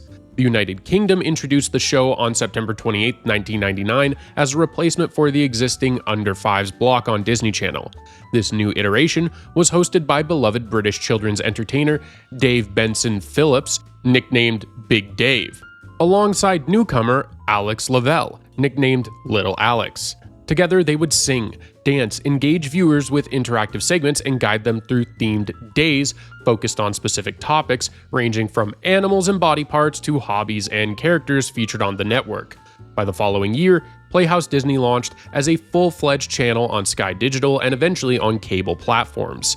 To this day, much of the content from those years remains undocumented. A complete list of themed days has never been compiled, with only the full 2002 lineup having surfaced as of 2024. Alex Lavelle has stated that she does not possess any original recordings or archival footage, and Dave Benson Phillips has reportedly said the same regarding any lost material. Disney's Learning Adventures Winnie the Pooh, Good Day, Good Night, and Time to Rhyme were two direct-to-DVD specials originally planned for release in late 2006. Although a promotional trailer featuring fully animated scenes appeared on several Disney DVD releases around that time, both projects were quietly cancelled for reasons that remain unknown. Beyond the trailer, very little is known about the episodes. In 2012, composer Will Zatara uploaded an early segment from a rough cut of Good Day, Good Night to YouTube. Later, in 2014, Annie Rosevear, who worked on the revised score, shared another portion of the episode. These uploads indicate that production was nearly complete, with only the final audio mixing remaining at the time of cancellation. Adventures in Nutrition with Captain Carlos was a series of educational shorts created using Flash animation, airing on Playhouse Disney from 2004 to 2007 as part of the Fit Hooray segment lineup. The series followed a 6-year-old boy named Carlos, who regularly faced a choice between eating a healthy snack or indulging in junk food before taking part in activities like bowling or going to a soccer game. His sister Maria would try to tempt him with unhealthy options, often through a catchy song about how appealing junk food looks. A narrator would then step in to explain the effects of both choices on the body, leading to Carlos ultimately choosing the healthier option. Each short would conclude with Carlos feeling like a superhero after eating well. The short stopped airing in the United States around 2008. At least one international channel was still airing the series as late as 2010. For years, only a few episodes available in both English and Spanish could be found on platforms like YouTube and Vimeo. Eventually, a YouTuber known as Paradisilegged uploaded the complete series, making all episodes publicly accessible for the first time. However, the uploads were later removed, causing many of the episodes to become lost again. Fortunately, all episodes have since resurfaced online, though many are sourced from VHS recordings or screen captures of the original uploads, often with altered speed, added watermarks, or other edits. Masterpiece Theater was an American animated anthology series that aired on the Disney Channel. The show featured a selection of classic Disney theatrical shorts presented with interludes hosted by George Plimpton. In his segments, Plimpton would provide background details, commentary, and context both before and after each cartoon. It's been noted that the cartoons shown were likely edited or censored for broadcast. The series premiered on April 18, 1983, the day the Disney Channel launched, and continued airing in the evening hours until around 1990. Episodes were approximately 30 minutes in length, and a total of 60 episodes were produced during its original run. Interestingly, the episodes did not appear to have official titles, even in Disney Channel's own licensed magazine. Instead, they were listed solely by the cartoons featured in each installment. As of today, only 2 episodes are accessible to the public, and there have been no known official home media releases of the series. In the late 1990s, UPN aired a collection of short bumpers inspired by the Disney animated series Pepper Ann. These segments, often referred to as quickies, though the exact title is unconfirmed, were tied to episodes that at the time had limited syndication. Each bumper began with a similar setup, but concluded with a unique twist or gag. They were very brief, typically lasting around 15 to 16 seconds. To date, only a small number of these bumpers have surfaced online. Many of the recovered clips are incomplete, often missing the final second due to being recorded from VHS tapes. Sing Me a Story with Belle is a live-action children's television series from the United States created by Patrick Davidson and Melissa Gold. The show stars Belle from Beauty and the Beast, who now runs a Cozy Village book and music shop. In each episode, children visit her store looking to hear a story. Belle, along with visiting townspeople, engage with the kids and share important life lessons, values, and problem-solving tips. These messages are delivered through classic Disney animated shorts. The show premiered on September 8, 1995. As of 2020, 19 out of the 65 known episodes have surfaced online. Although a full run of 65 episodes is confirmed, only 26 have been identified by title. Disney's Timo Supremo is an animated children's series that aired from 2002 to 2004 across Disney's One Saturday Morning, ABC Kids, and Toon Disney. The show follows a trio of kids superheroes, Captain Crandall, Skate Lad, and Rope Girl, as they work together to defend their states from a variety of villains. Its lack of popularity and infrequent airings have contributed to its scarcity, and no official DVD or VHS releases were ever made available. Yet, as of March 2022, 34 of the 39 episodes have been fully recovered. Who Framed Roger Rabbit is a 1989 NES video game published by LJN based on the 1988 film of the same name. In one segment of the game, the character Jessica Rabbit provides Eddie Valiant, the player's character, with a phone number, 1-800-232-3324. At the time, dialing this number in real life would connect players to a recorded message offering gameplay tips and hints. The line was disconnected by 1990, and to date, no known recording of the original hint message has resurfaced. It remains unclear whether the voice on the line was provided by Kathleen Turner, who voiced Jessica Rabbit in the film, or someone else. Unless one of the developers or the individual who recorded the message still has a copy, the audio may be permanently lost. Disney Game Downloads was an online service run by Disney Online from 2005 until 2008, offering casual computer games featuring Disney characters. The Disney Game Downloads website was taken offline around mid-2008, but all of the games that were available through the service have since been recovered. Disney Channel Interactive was a service launched by Dish Network in 2007. Viewers with compatible cable boxes could access the interactive platform by tuning to Channel 100 and using their remote to play various minigames created by VisiWare, all centered around popular Disney Channel shows such as Hannah Montana, Kim Possible, That's So Raven, and The Sweet Life of Zack and Cody. The exact date when Disney Channel Interactive was discontinued is unknown, though press releases mentioned it as late as 2010. On September 25, 2022, a user named JustMeLol reached out to Dish to inquire about any remaining files, and Dish confirmed that all related data was erased from their archives following the introduction of the Hopper system. While it seems unlikely that the games themselves will ever be recovered, some limited footage of the service remains online. From this material, it's known that the Sweet Life of Zack and Cody game was titled Tipton Token Face Off. Mousercise was a children's fitness show that aired on the Disney Channel. The program encouraged kids watching at home to join in on aerobic workouts called Mousercise, and the exercises were often joined by individuals in costume, depicting popular Disney characters like Mickey Mouse and Donald Duck. The show was among the original lineup when the Disney Channel launched on April 18th of 1983. Most episodes were produced during the mid-1980s, but reruns aired until 1996 when the channel transitioned from premium to basic cable. According to D23's Disney A to Z, a total of 60 episodes were made. However, only a number of these are available online today. There have been no official streaming releases or home video collections. Consequently, most episodes are lost, with the few accessible ones coming from fan-recorded broadcasts uploaded to YouTube and archive.org.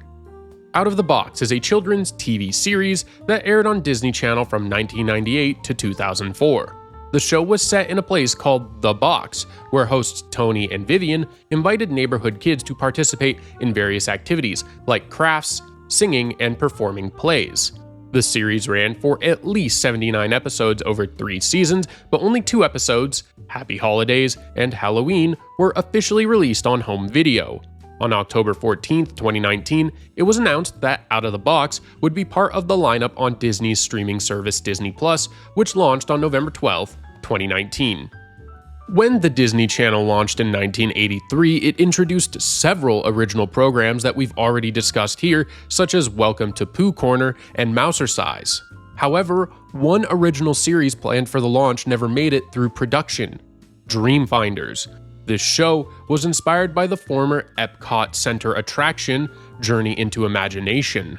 According to the Disney Channel magazine, Dreamfinders was about a group of children living in the real world who faced various problems. A character referred to as Old Eli would guide the kids to the realm of imagination, where they used creativity to solve their issues.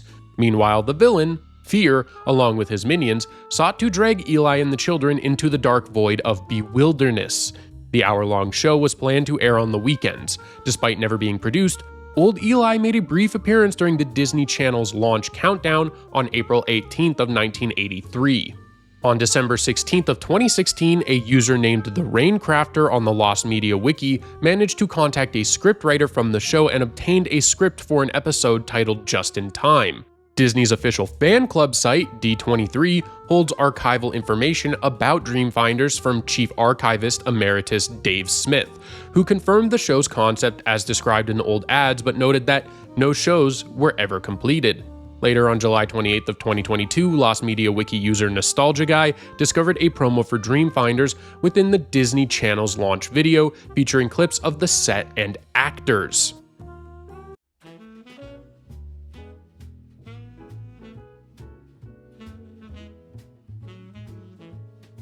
Green Monkeys is an unaired and now lost animated pilot developed for a potential Disney series, created by Betty and Michael Paraskevas.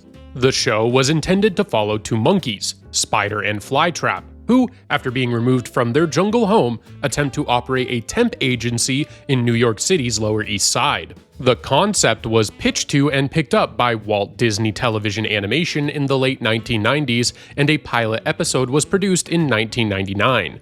However, Disney ultimately decided not to move forward with the series for unknown reasons. Following Disney's rejection of the project, the creators repurposed Green Monkeys into a weekly comic strip, which ran in the local Hamptons-based publication Dan's Papers. John Kricfaluski, who was involved in the early development of the pilot, has shared some of his concept art and other work for the project on his personal blog. Herbie the Love Bug was an unaired 3D animated pilot developed for the Disney Channel, based on the Herbie the Love Bug film series. The animation was handled by Modern Cartoons, a studio best known for creating the children's show JJ the Jet Plane. Very little information is available about the pilot, and its production date remains unknown. The only confirmed evidence of its existence comes from a handful of images once featured on Modern Cartoons' official website. Based on these visuals, it appears the show would have followed Herbie on imaginative adventures to far-off places, such as the moon or the ocean floor. Jungle Junction is an animated children's television series created by Trevor Ricketts, which aired on Playhouse Disney and later Disney Junior from October 5th of 2009 to October 26th of 2012. The show was produced by the UK-based studio Spider Eye Productions. Before the series officially launched, 3 pilots were created. However, no footage or substantial media from these early pilots has surfaced publicly, only an early character model of Lance has been found. Catbot was an animated series developed by Walt Disney Television Animation in collaboration with Funny Garbage. The show was slated to premiere on Disney Channel in September of 2005, but was ultimately never released. It was based on a web cartoon of the same name created by Angela Martini. According to a synopsis posted on TV.com, Catbot was a sci-fi comedy about a robotic cat from the planet Catatonia. As part of her school assignment, Catbot is sent to Earth to study tween culture. To blend in, she uses a hypno-facade to disguise herself as Katarina Botensky, a foreign exchange student from a small Eastern European nation. The only person aware of her true identity is Junior Labor, the son of her host family. Through her adventures with a group of quirky Earth friends, Catbot explores human life. On June 18th of 2005, Angela Martini posted a now-deleted blog entry expressing her disappointment with how the project was handled by Disney. She revealed that although her original creation had been optioned and a pilot was made, she was ultimately removed from the project. She described the reworked series as a distorted version of her vision. The show was cancelled before its scheduled premiere, and no full episodes ever aired. Only a small amount of footage has surfaced online, including 3 short clips, portions of the pilot, and the show's intro. Due to Martini's dissatisfaction with the final product, it is considered highly unlikely that any complete episodes will ever be released. A total of 42 episodes were written, but it is unknown how many were actually produced. Laughlets was a short-lived series of animated shorts created by Walt Disney and released between 1922 and 1923. Produced during the transitional period between the Laughograms and the Alice comedies, these shorts ran approximately 20 to 30 seconds each. No known copies, footage, or screenshots of the Laughlets have ever surfaced, and the series has never been made available on any home media platform. Aside from the titles of some of the shorts, almost no additional information about them is known. Because of their age and the lack of preservation at the time, the chances of any episode surviving are extremely slim. Musicland was an animated anthology film created by Walt Disney Productions and released in 1955. It was produced under unusual circumstances. Walt Disney had grown increasingly concerned about the direction of RKO Pictures after it came under the control of Howard Hughes in the early 1950s.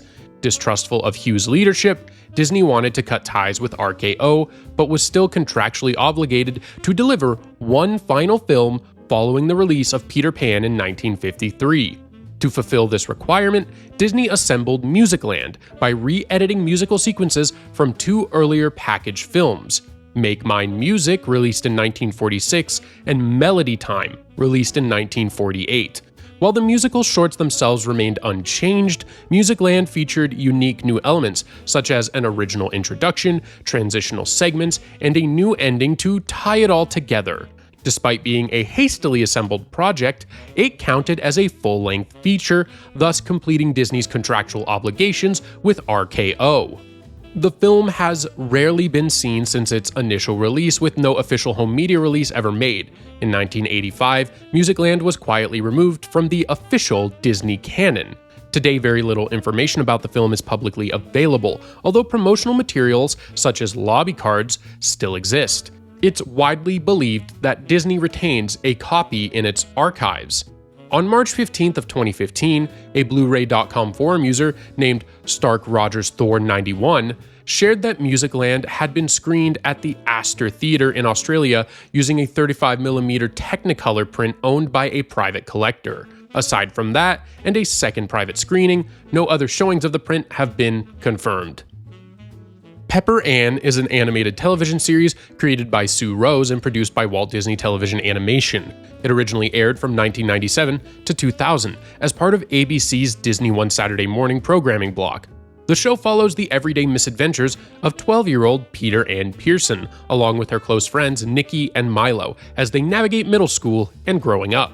On June 18th of 2016, a complete collection of the show was uploaded to the private torrent tracker MySpleen, though the files remained inaccessible to non-members. Around the same time, a Reddit user shared alternate versions with YouTuber Galaxy Unicorn, who made them available for public download. The series was officially added to Disney's streaming platform, Disney Plus, on September 8th of 2021. Robots is a short CG animated anime series created by Toei Animation and co-produced by Disney. Each episode runs for approximately 2 minutes and blends sci-fi, action, and comedy elements. The series aired on Toon Disney Japan from June 21st to November 24th of 2008. The story follows 3 robotic ninjas as they defend Earth from the invading Battle Army. An English dub was recorded at Studio Polis Inc. and directed by Jeff Nimoy, best known for his work on Digimon. This version premiered on Disney XD in the United States in June of 2009 and remained on air until 2011. While the original Japanese episodes have not been found online, a Toon Disney Japan promotional clip was uploaded by YouTuber Bashiku on February 21st of 2021. Additionally, a 1-minute clip was shared by voice actor Greg Sipes on his Facebook page on January 25th of 2020. As of August 2023, 19 episodes of the English dub, 11 episodes in Turkish, and 10 episodes in Portuguese are available on YouTube. Chimpui is a Japanese anime series that originally aired on TV Asahi from November 2nd of 1989 to April 18th of 1991. The series follows 2 aliens who come to Earth in search of a girl to marry the prince of their home planet. An English dub of Chimpui aired on Disney Channel Asia starting November 14th of 2012. However, the dub remains mostly lost. Currently, only the opening and ending themes in English, 3 promotional clips, and 13 episodes with another language voiceover have surfaced online. Communicore was a pavilion at Walt Disney World's Epcot Center, opened in 1982 and created by the Sperry Corporation. The pavilion consisted of 2 semicircular buildings, Communicore East and Communicore West, each housing exhibits focused on topics like energy and computing. When Communicore closed in January of 1994, much of its original media, including interactive computer programs, videos, and photographs, was lost. Today, only limited footage and archival materials from the attraction's operational period remain. Hallex was a short-lived sci-fi rock band created by Walt Disney Records, a subsidiary of the Walt Disney Company, in the early 1980s, and was inspired by the popularity of Star Wars. The band performed frequently at Disneyland and in the Los Angeles club scene. According to Mousetracks, the story of Walt Disney Records, Bambi Moe, a former A&R representative for Disneyland Records, described the band as a high-concept theatrical act. Keyboardist Tom, the husband of lead singer Laura, performed with his instrument built into a modified golf cart that drove around on stage. Roger Freeland, clad in a Wookiee-like costume, played bass, while percussionist Tony Caputo incorporated gymnastics, including somersaults using a rope rig. Guitarist Bruce Gowdy played the space-age rock and roll heartthrob, while Laura embodied a Princess Leia-type lead singer. Their energetic, radio-friendly pop rock, reminiscent of artists like Blondie, drew enthusiastic crowds at Disneyland. Despite their popularity, Hallex never released an album. According to Mousetracks, the group was eventually dropped from their label before any recordings could be officially released. It's unclear whether the album was only planned or partially completed, but demo recordings are believed to have existed but are not public. Jungle Cubs was an American animated television series produced by Walt Disney Television Animation that aired from 1996 to 1998 on ABC. It was based on characters from Disney's 1967 film The Jungle Book, reimagined as their younger selves. The series ran for 13 episodes across 2 seasons. Between 1997 and 1998, 3 VHS volumes were released in the UK, Australia, and New Zealand. Born to Be Wild, which featured 3 episodes, Once Upon a Vine, which featured 5 episodes, and Monkey Business, which featured 3 episodes, with a total of 11 episodes. Only Born to Be Wild received a DVD release in 2003. For years, the other 2 volumes were considered lost, but in 2018, an online user by the name of Chernabog uploaded the French-dubbed version of all 3 VHS volumes to Vimeo. In March of 2022, the Cartoonian Archive uploaded the English versions of Once Upon a Vine and Born to Be Wild, sourced from Middle Eastern VHS releases, to the Internet Archive. As of today, the English version of Monkey Business has not yet surfaced online and remains lost. Jack Francis Wagner was an American radio personality and actor, best known for his extensive work with Disneyland, earning him the nickname the Voice of Disneyland. He was responsible for many of the park's iconic announcements, narrations, and background audio. In the 1970s, Wagner created a large collection of background music for all Disney theme parks. Over the years, much of Wagner's music has either been replaced with newer tracks or removed as attractions were updated or retired. Despite efforts by Disney fans and archivists to recover and preserve his work, one piece of music remains missing: a track titled Mad Tea Party. To date, no known recordings of this track have surfaced, making it the only known missing track from Wagner's theme park music collection. Going Wild with Jeff Corwin was a wildlife-themed television series that aired on the Disney Channel for 2 seasons, running from 1997 to 1999.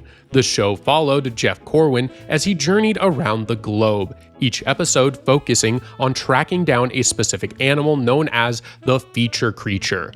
Along the way, Corwin would interact with a variety of other wildlife and occasionally delve into ancient caves and historical ruins. Although the series was never released on DVD, it did receive a limited VHS distribution during 1998 and through 1999, and again in 2002. Despite this, only a small portion of the series has surfaced online. Only a few partial episodes dubbed in Latin American Spanish and a handful of promotional clips are known to exist. The Jersey was a sports comedy series that aired on the Disney Channel, running for 64 episodes from January of 1999 to March of 2004. The show followed a group of teens who discovered a magical jersey that allowed them to temporarily swap bodies with real-world professional athletes, experiencing life through the eyes of sports legends. Despite its multi-season run, The Jersey has never been released on home video, nor is it available for streaming. It's often speculated that its frequent use of real sports teams and athletes may have resulted in complex licensing issues, possibly hindering any future distribution. As of 2023, only 29 of the original 64 episodes have been fully recovered and made publicly available.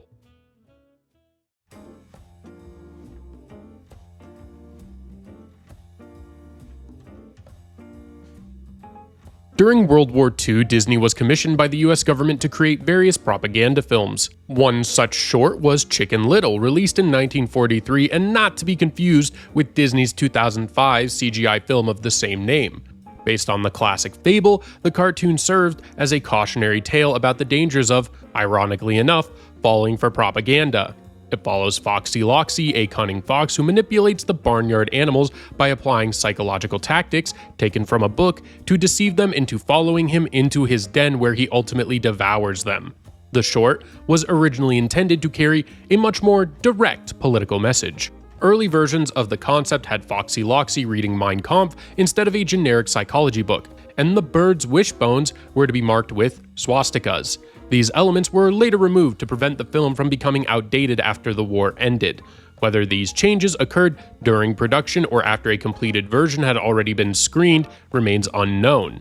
An article on Cartoon Research provides insight into the proposed original content. The piece includes a copy of the original script and quotes animator Milt Gray, who claimed to have seen the unaltered version in a theater during the 1960s, though this has not been independently verified. Adding to the mystery, a commenter named Chris Sobienik responded to a post by Bill Cotter in the article's discussion section, noting he had come across what appeared to be a layout sketch of Foxy Loxy reading Mein Kampf. While this supports the notion that the original concept was at least partially realized, it is still unclear if a complete version was finished and then altered, or if the changes were implemented mid-production. On November 6 of 2001, the Walt Disney Company purchased Baby Einstein for $25 million. Following the acquisition, Disney revealed plans to expand the brand into a broader multimedia franchise. The first of these projects was a new series called Little Einsteins, aimed at the preschool audience. Initially scheduled for release in late 2002, the show experienced multiple production delays and ultimately premiered in 2005. In 2003, a pitch pilot for the show was developed and received positively by Disney, leading to the greenlight of the project. The launch was aimed at 2005 for a Playhouse Disney release. Footage from this pilot was edited into a 30-second promotional trailer and included on various Baby Einstein VHS and DVD releases. While this trailer revealed early elements that would later appear in the final show, it also showcased significant differences, altered character designs, a different theme song, and more basic animation quality. By the end of 2004, the series underwent major revisions, bringing it closer to the final product audiences are familiar with. A second pilot reflecting these changes was created and once again presented to Disney, who approved the updated concept. Like the first pilot, this version was also turned into a trailer that appeared on several Disney VHS and DVD releases. Around this time, the show officially adopted its final title, Little Einsteins, and would make its debut in August of 2005. For more than 15 years, both pilots remained relatively unknown, with only the trailers providing evidence of their existence. In late 2021, several individuals involved in the early development of Little Einsteins were contacted, and some were able to share screenshots from the 2003 pilot. In 2022, a demo reel surfaced containing silent clips of rocket flying. In late 2023, additional materials related to the original pilot emerged, including a character model sheet and a copy of the script. That same year, Mike Lutzy, an artist involved with the second pilot, released several Flash character models based on the designs used during that phase of development. In 1936, just before Walt Disney's 35th birthday, his brother Roy Disney encouraged the studio staff to organize a surprise party. According to some accounts, two unidentified animators decided to take the opportunity to create a risque animated short featuring Mickey and Minnie Mouse engaging in explicit behavior, intended as a joke for the private celebration. When the film was screened during the party, Walt is said to have responded with forced laughter, complimenting the animation's craftsmanship, and then calmly asking who had produced it. Once the animators identified themselves, he allegedly fired them on the spot and abruptly left the gathering. Reports also claim that he ordered the destruction of all existing copies of the film shortly after. The validity of this story is heavily debated. Its first known public telling appeared in Mark Elliott's controversial 1994 biography, Walt Disney, Hollywood's Dark Prince. The book has been widely criticized for factual inaccuracies and sensational claims by Disney historians and former colleagues, leading many to question its credibility. A separate but somewhat similar tale was shared by Harlan Ellison, a noted science fiction author, in his 1979 essay, The Three Most Important Things in Life. Elliot recalled that on his first day working at Disney, he jokingly pitched the idea of a pornographic parody of Disney films while impersonating characters' voices, unaware that Roy Disney and several producers were seated nearby. When he returned from lunch, he was promptly dismissed. In 2009, Disney reportedly commissioned an animated pilot for Disney XD based on the Power Rangers franchise, though very few details about it have surfaced. One mention of it comes from a Facebook page dedicated to Power Rangers news, which also features a concept trailer for a canceled Power Rangers animated movie. Another reference appears on Ranger Board, a fan forum where Ron Wasserman, the composer for the first 6 seasons of Power Rangers, commented in 2007 about an upcoming animated series, mentioning that a friend of his had worked on a promotional piece for it. However, Wasserman has not publicly discussed the project since then. A third mention was made by Brandon Ragnar on DeviantArt, who claimed to have been hired by Disney to work on an animated Power Rangers series. He shared concept artwork showcasing his redesigns of the team, but no further updates or confirmations have followed. The existence of an actual pilot being produced or pitched remains uncertain, as no concrete evidence beyond these brief mentions has emerged. Separately, an animation studio called Nerd Corps Entertainment pitched a Power Rangers animated series to Disney in the mid to late 2000s. To support their proposal, a small team created a promotional short over a single weekend. Disney decided not to move forward with the project. Uncle Walt is a short cartoon created in 1964 by then-student Robert Swarth as part of the UCLA Animation Workshop. Its only widely known public screening occurred in June of 1972 at the American Film Institute during a program called 50 Years of American Animation. I won't go over the plot in its entirety, but it does feature disturbing and very mature content featuring a variety of Disney characters and Walt Disney himself. Since its 1972 screening, Uncle Walt has not been publicly shown. However, the short has been preserved by the Academy Film Archive as part of the Robert Swarth collection. On August 11th of 2024, a 16mm print of the cartoon was put up for sale on eBay, listed at $150 and sold for $172. The listing included several still images from the film. In 2007, Disney Channel produced a pilot for a planned TV series titled Jonas. This pilot portrayed the Jonas Brothers as secret agents who used their concerts as a cover for their covert missions. They worked for a spy organization called JONAS, short for Junior Operatives Networking as Spies. Throughout the series, they attempted to keep their secret agent activities hidden from their parents and younger brother Frankie. The brothers' real-life parents played their on-screen parents. The pilot once premiered on Disney Channel Asia in 2008. Following the broadcast, several still images from the pilot circulated online. However, there is no indication that the pilot ever aired outside of Disney Channel Asia. Disney Channel did show a brief sneak peek of the pilot on their YouTube channel. In 2008, the show's premise was revamped to focus on the brothers juggling their pop star fame with everyday challenges of high school life. The only existing footage from the original pilot is from the 2008 sneak preview. Fans have asked writers and crew involved with the pilot to release the full episode, but they've each stated that they do not have the rights to do so. As a result, unless Disney officially releases it or the original Asia airing resurfaces, it seems unlikely that the full pilot will ever be publicly available. The Crazy Room was a French Disney children's TV block that aired in 1998 on the channel TF1. It served as a localized version of the British Disney show block Wake Up in the Wild Room, which ran from 1996 to 1998. Both programs were set inside a funhouse. The format combined Disney cartoons with comedic skits, as well as a game show segment. While episodes of Wake Me Up in the Wild Room are readily available online, no footage or even images of the Crazy Room have surfaced to date. Walt Disney once performed physically as Mickey Mouse to provide live-action reference footage for his studio's animators. This took place during the production of the 1939 Mickey Mouse short The Pointer, which is also known for introducing the first modern Mickey design. Disney was known for enthusiastically embodying the personalities and movements of characters when discussing upcoming cartoons. For the pointer, he acted out how Mickey might have behaved when encountering a bear.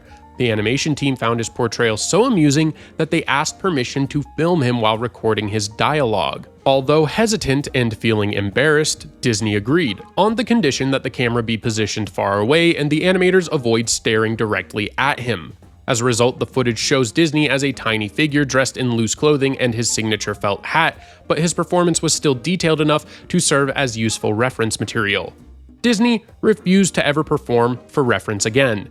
Years later, when animators tried to locate the footage, it was nowhere to be found and is still lost to this day. In the 1930s, Polish cartoonist Jan Jarosz held a strong dislike for Disney and particularly despised the character of Mickey Mouse. As a way to publicly criticize Disney before World War II, Jarosz created a short film titled Mickey Mouse Pogrom. Based on available information, the short depicted Mickey Mouse being violently bullied, tortured, and killed by Polish creatures, seemingly in an effort to drive him away from their homeland. Today, only a single photograph and some details about the short survive, found in a Polish book which covers pre-war animation. And that, my friends, is the Disney Lost Media Iceberg. What was your favorite entry? Also, what are some of your favorite pieces of Disney media? Let me know in the comments. If you enjoyed this video, please consider giving it a like and subscribe to the channel for more content like this. Thank you so much for watching, and I'm looking forward to the next video with all of you.